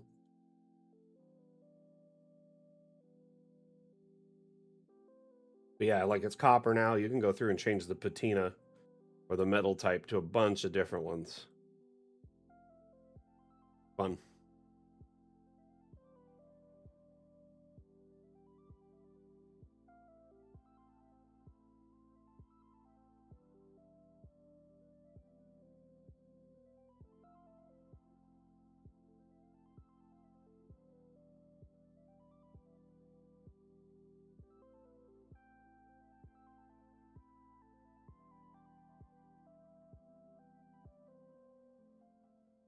Yeah, a lot of metal objects, not all of them, but some have like you can either put in water or you can change their patina.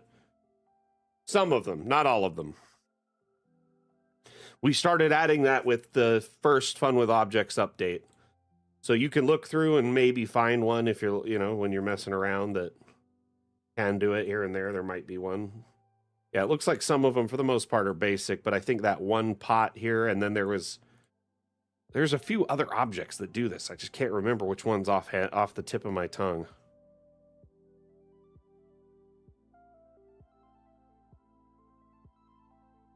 We really should be doing this with like all objects, so you can just have a lot of diversity at the end of the day with all of your stuff, right?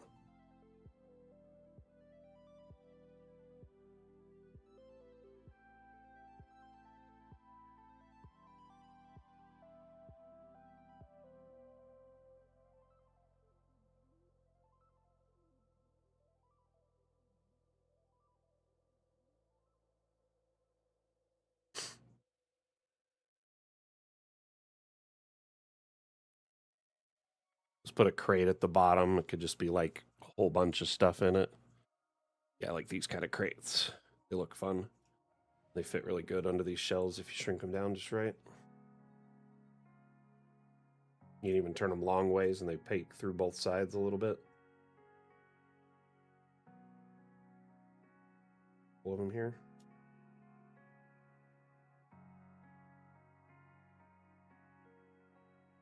I'm trying to remember what other objects have that kind of trait on it.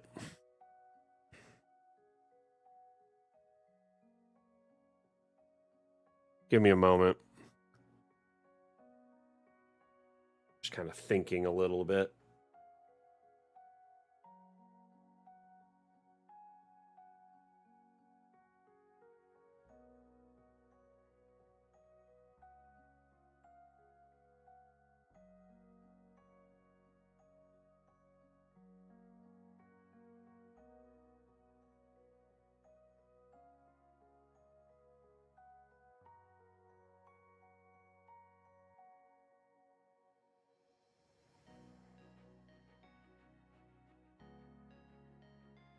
Okay, I think all these goods over here are pretty good. Like, we filled this in rather well.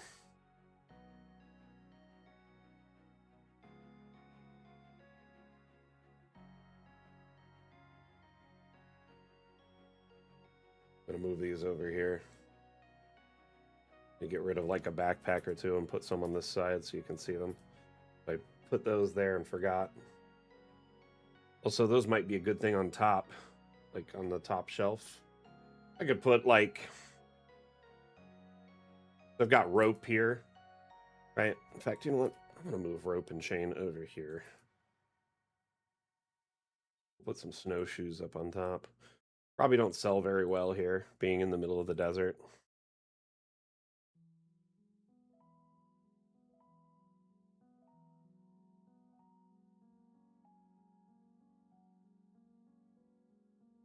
Yar.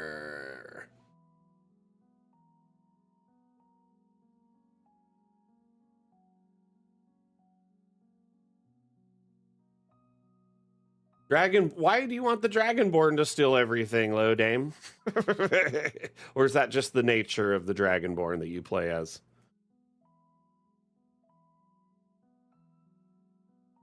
Ooh. Let's put a holy hand grenade here.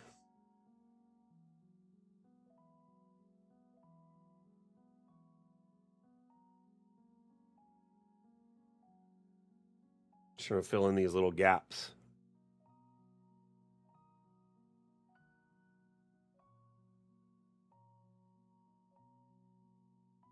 Deviant art? Man, I haven't thought about deviant art in so long.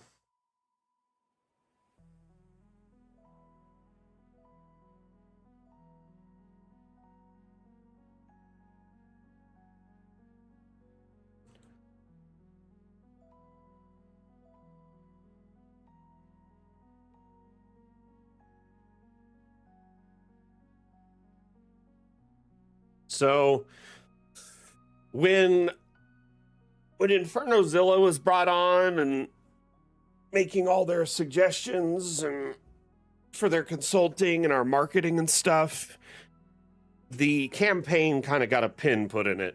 I was basically putting it all together like a pitch to share with the devs, and then I had a meeting with them to share it with them, and then they're like, well, we're going to do all these things for a while and try out their suggestions. So our contract just ended with Infernozilla like 5-6 days ago. And I'm hoping now that that's happened, I'm waiting for things to kind of... So we brought on a marketing company about 6 months ago to help us with a bunch of stuff across the board with consulting and marketing and moderation and social media and a whole bunch of stuff. And we were working with them until, just recently. And that contract just ended. And when they came on, my idea for like a Dungeon Alchemist campaign got a pin put in it and kind of got put on hold. So I'm hoping now that we're not working with them anymore, I can readdress it, bring it back up, and hopefully it gets taken, maybe we can make it happen this time.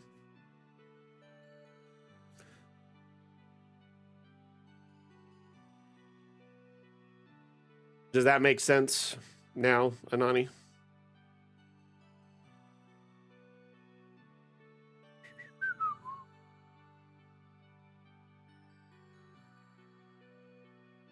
So, well, we only have so much allocation for resources, right? For me as the community manager.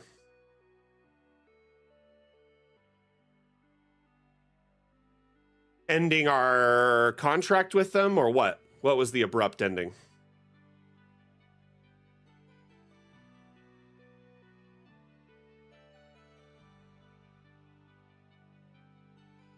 Our contract with them was for 6 months. It was a trial period, and the contract wrapped up, or it was like 4 or 6. I can't remember the exact amount of months. So it just wrapped up. But when I was going to pitch the idea of the campaign to the devs with all of my thoughts and who would run the DMing and all that stuff, basically we were redirecting a lot of resources and assets towards assisting Infernozilla.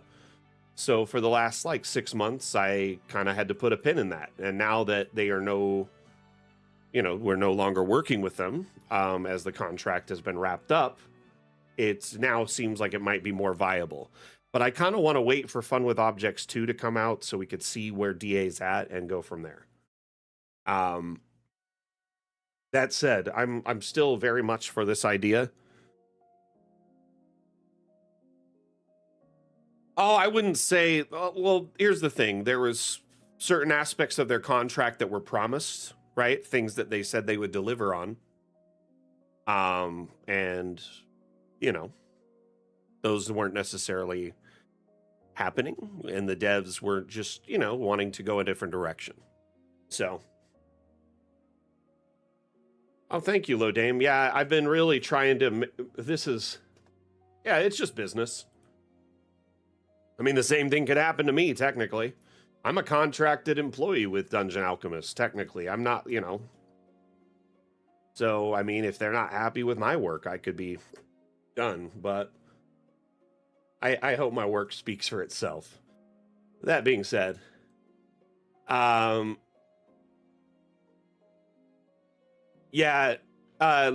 with this build, I wanted to build a kind of like an outpost shop that has like a little bit of everything, right?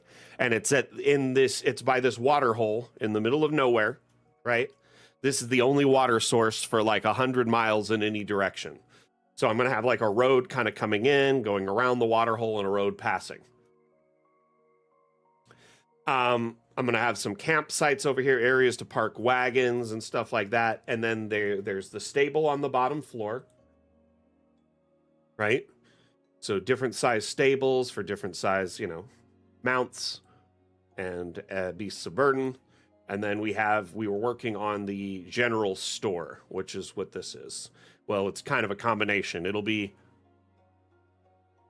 I don't dictate what my customers ride.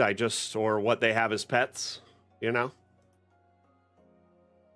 Anyway, this area here is kind of like the magic area. So magic, but also, books, paper, ink, things that are more expensive and rare kind of over here. I was going to have a little like souvenir area here, which we're going to be working on next stream.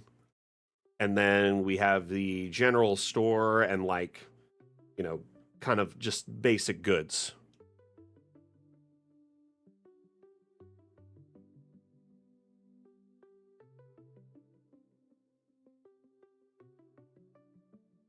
But the idea is that this is ran by an opportunistic kobold who realized this was the only water in any direction for hundreds of miles.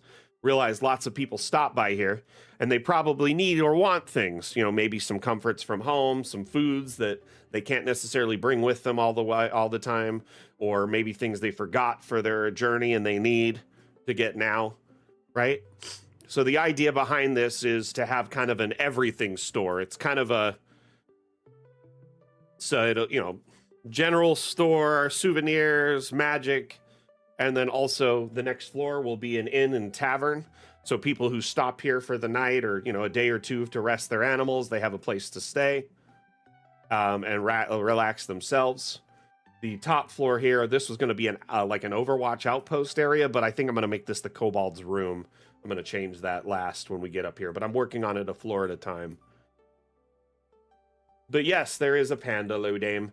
I just grabbed a few different animals. Like here's a bone horse or whatever, right? Just a dead horse. I just wanted to fill it in with a few different, random pets. Oh, we got a barn owl here too. And then upstairs, my cat is napping right there under the counter.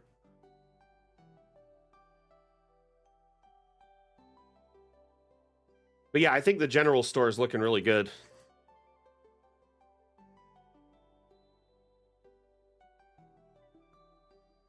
Making some progress for sure.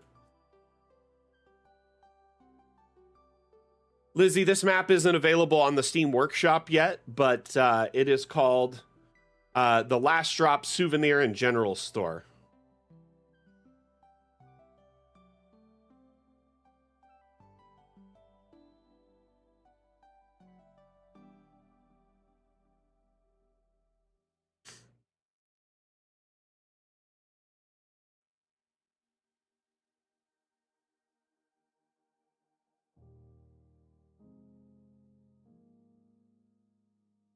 But yeah, the map is called the Last Drop Souvenir and General Store, which is still subject to change at this point.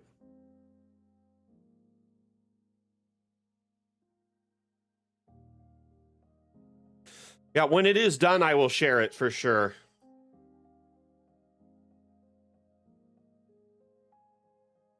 You know me, though, Lizzie. I like to put in tons of details in my map, so it's just taken forever for me to build this one.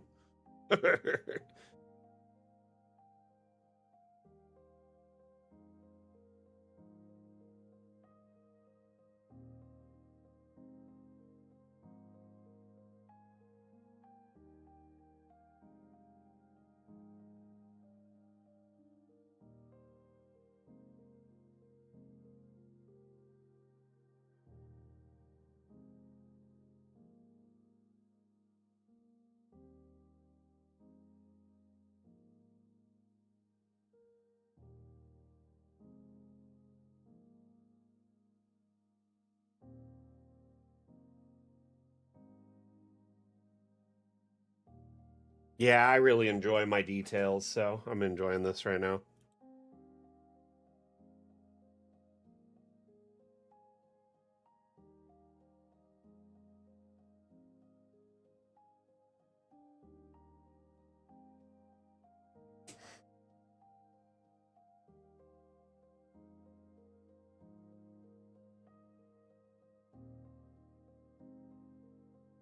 I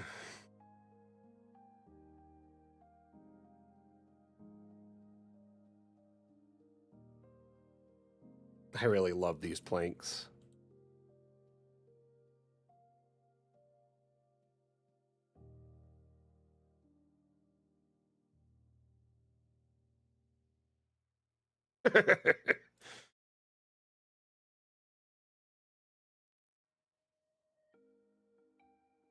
Yes. That really adds to the allure, doesn't it?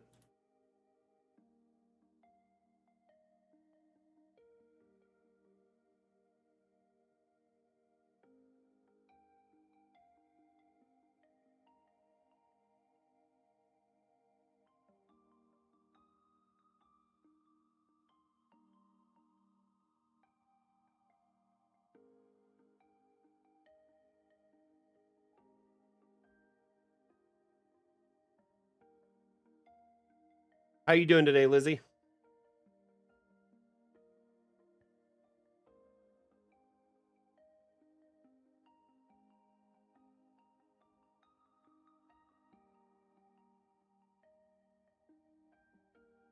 Oh.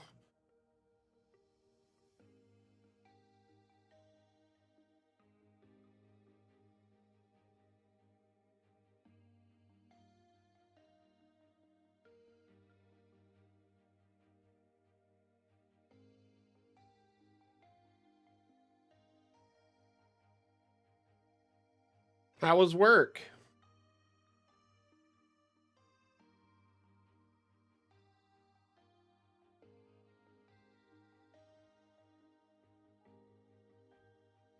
Trying to decide which tent I should set up in here.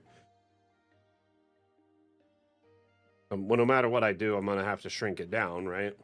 Way too big. I want like a demo tent set up so people can see what a tent would look like.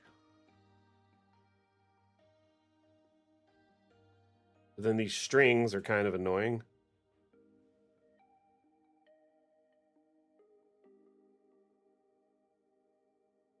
And I have to shrink it down.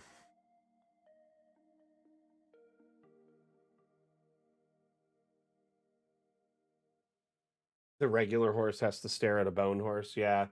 That's just life for horses in the desert. You know what I mean? Oh. All right. Ugh, I'm going to save. Oh, we're probably going to wrap up the stream because my sciatica is flaring up. But we made some serious progress on the general store today. Oh, I missed one little section I got to fill out next week. We'll make sure we do. You know what? I'll just try and do it right now. What can I put there? What can I put there? Camping gear. What can I put there? Camping gear. Tent pegs. Trying to figure it out with anything.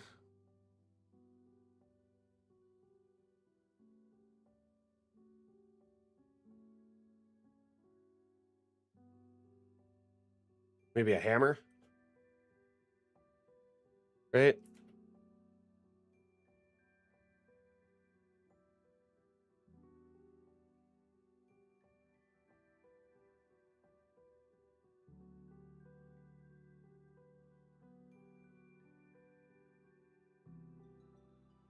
Yeah, I put that package like a few times on things, and I put crates and bags and all sorts of stuff, right?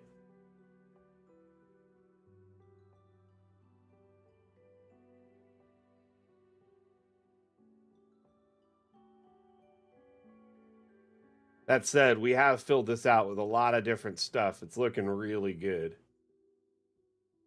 Really, really good. Save it twice just to be safe. And then I think, yeah, we're going to wrap up the stream for today. Quick reminder for Saturday's stream. We will be having a very special guest. Oh. GM Eric, who is a streamer here on Twitch, a professional game master, will be present during our interview. So an exclusive interview with a professional GM who uses Dungeon Alchemist for their campaigns. I know him quite well because he's been running my friend and family campaign for the last, little over a year. Really enjoy him as a DM, and I'm excited to have him on the stream because I know a lot of people are interested in taking the step from hobbyist GM to professional DM, and I think being able to talk to someone who does it full time might be a good thing on the stream.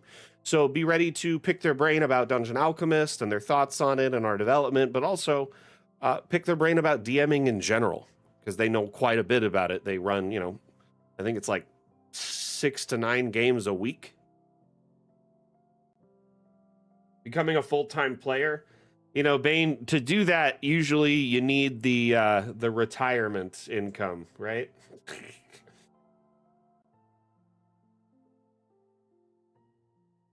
That would be great. My campaign only gets together once a month right now, and it is such a depressing thing. I basically count down the days to each new session because it's like so long in between. I do wish I was playing more, but when I was in like 2 or 3 games, things get mixed up all the time. What I'd rather happen is my game plays twice a month, but with our group, with a paid session, it's just not viable for everyone. So we like the once a month thing. It works for us. It's pretty fun. Yeah, I mean, it's how he pays his bills, so he DMs constantly. Actually, here, let's see if he's...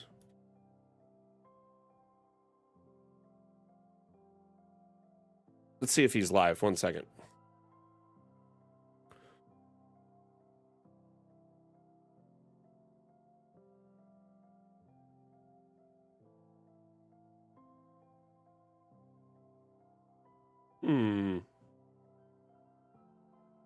I don't think he is at the moment.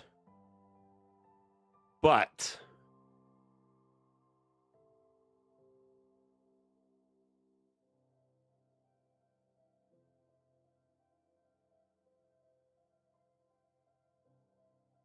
trying to find his Twitch. I thought I was following him. I'm pretty sure I am, but I think he's just here.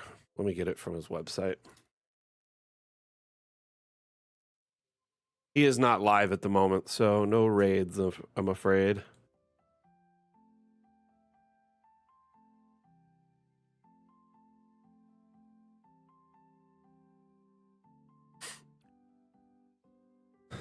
Let me see if I know anyone who's live that we could raid.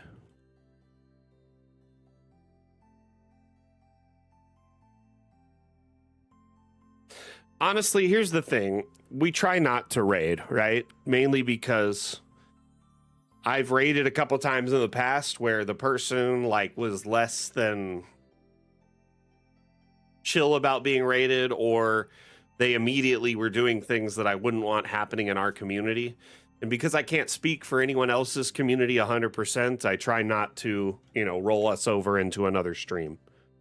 Does that make sense?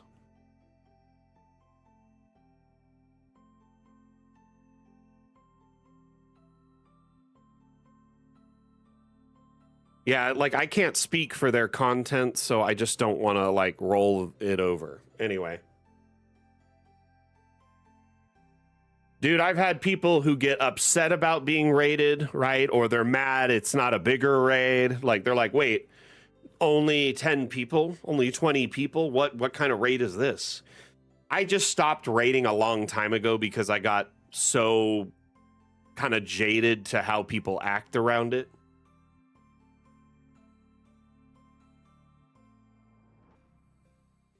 Bane. You're funny, man. Honestly, players can and will go full degen at any moment. Honestly, there's plenty of streamers that would, I'm sure, love to get a raid, right? They'd probably kill for a raid. But there's so many out there that are just toxic about it, and it makes it, I don't know, somewhat difficult to enjoy to a degree. I don't know. I just stopped doing it for that reason. I hope people don't hold it against me that I don't raid them.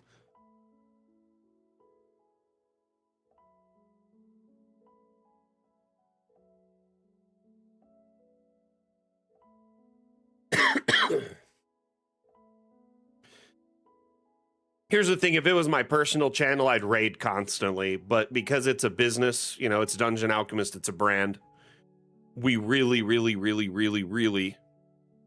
you know, can't necessarily put our brand at risk by endorsing a stream that does something sketchy. Or, you know, also, yeah, I guess me being upset about people being ungrateful is just a personal grudge that I've been holding for a long time. But I've literally rated people with like 50 viewers before, and they got like butthurt about it.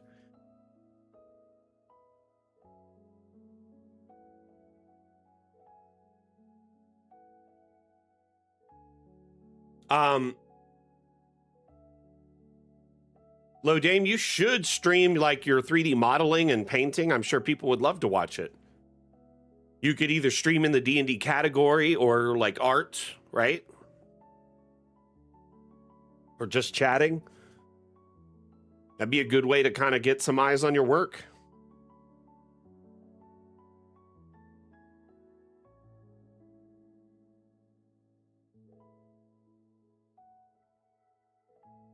All right, everyone, let's wrap up the stream.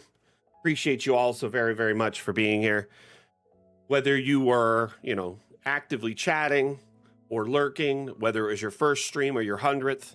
And if you are a moderator in here today, thank you for being an all-star. Appreciate each and every one of you here today, supporting our community initiatives with these streams every week.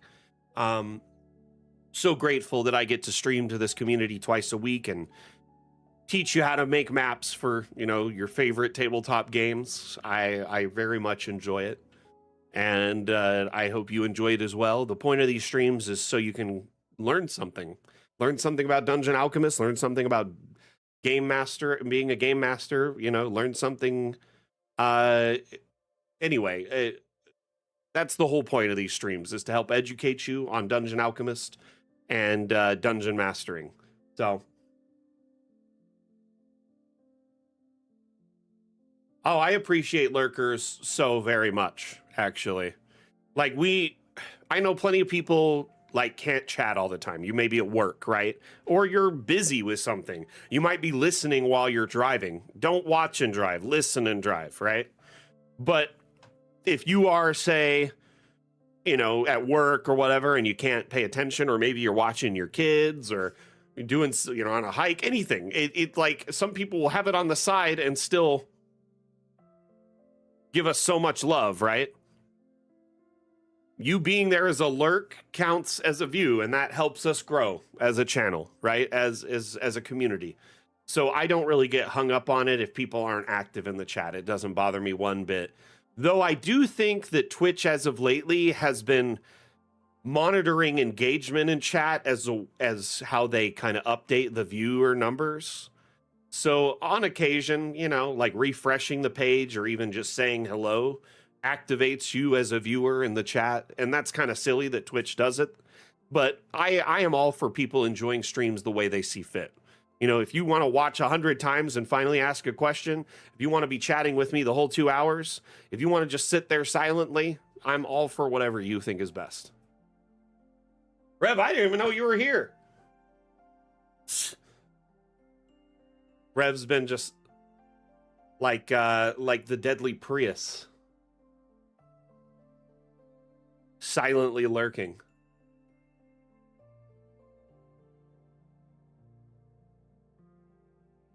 Low Dame, we don't need to monetize though. I mean, we have our product, you know, we had our Kickstarter, so we sell Dungeon Alchemist is our thing, you know. So being affiliated or partnered here or on any platform, actually I think it would take away from the stream. For instance, we'd have to run ads for other communities and products during our stream, which we don't have to do. Multi-streaming would be a nightmare if you're, you know, affiliated or partnered with a certain platform, because we multi-stream on YouTube and Facebook and Steam and usually TikTok when TikTok's agreeable.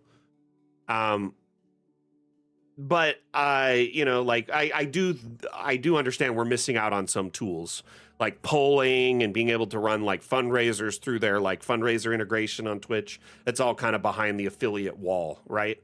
It is a bummer. But at the same time, Dungeon Alchemist will never be asking you for money on our stream for, a sub or, for a donation. And, you can pretty much kind of guarantee that. In fact, the only time we'd ever be asking for money on stream is if we were like trying to raise money for a fundraiser to like raise awareness and help people. You know what I mean?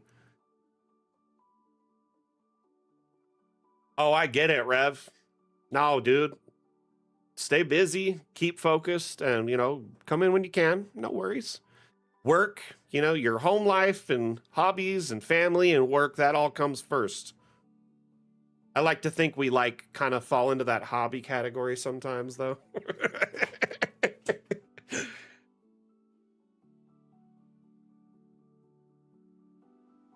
All right, everyone. Thank you so much for being here. Yeah, Bane, I'm getting a little hungry too, just thinking about it. I kind of want some breakfast. Want some breakfast. I think I want some bacon. No, I'm just kidding. I don't know what we're going to have for breakfast, but whatever it is, I'm going to enjoy it.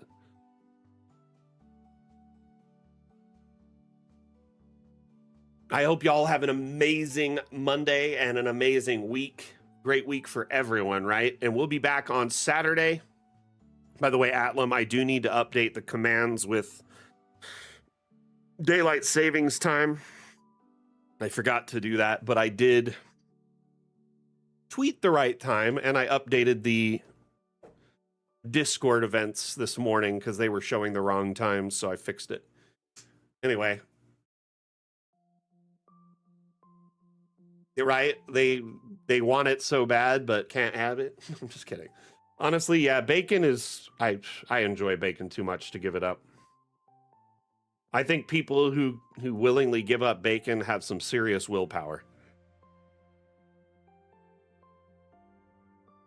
It's really, really tasty. Goes good on a lot of different foods, from like breakfast all the way through dinner. Want some breakfast with some bacon? Okay, pancakes, eggs, and bacon, or waffles, eggs, and bacon, or, anything with bacon. Oh, how about a breakfast sandwich with bacon in it?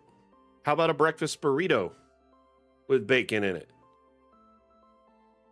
Go to lunch, BLTs, hello? Yes, really good. Okay, dinner, pretty much, everyone knows a burger is better with some bacon on it. Bacon's also really good on pizza. Chicken artichoke bacon pizza, chicken bacon artichoke pizza, so good. Anyway, sorry for ranting on about food. Hope you all have an amazing day today. Really appreciate you all so very, very much. I'm going to run a quick Dungeon Alchemist themed ad, and we're going to wrap up the stream. Before I do, I just want to remind you all that the new DAM challenge has been announced.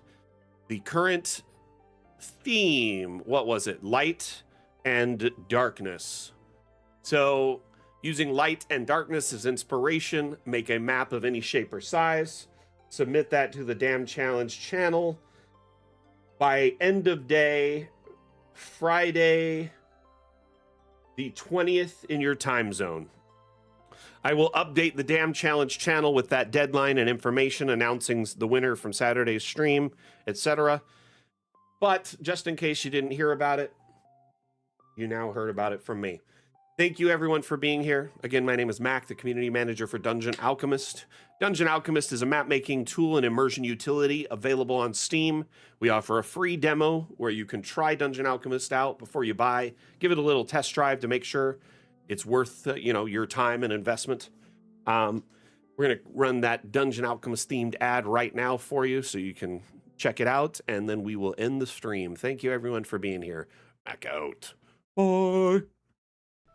You stand before the long, dark road to the fabled realm of Doyak Ta, and before... What do we see?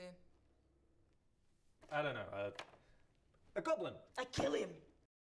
But before she does, I, Gilliam of Firth, demand to know the goblin's name. Hi, my name is Woblin. Where do you live there, Woblin? I don't think that's relevant. Well, but I, Gilliam of Firth, demand to seek the goblin's abode. Clever, fine family, kill entire bloodline. I like it. Seriously, we're doing this? Okay, well, won't be needing that anymore, will I? Ever get caught by your players with your pants down? Dungeon Alchemist lets you create wonderful maps for any encounter in seconds. Oh, Woblin, that's a very impressive cheese collection you've got there. Yeah, it is quite impressive, yes. But you know what's more impressive? This map I have to the Fabled realm of Goyak-Ta. Please take it and leave. Close the door behind you. Mr. Woblin, I cannot help but notice that you have a secret tunnel underneath your cabinet. Care to explain? Download Dungeon Alchemist, the AI-powered mapmaker, on Steam today.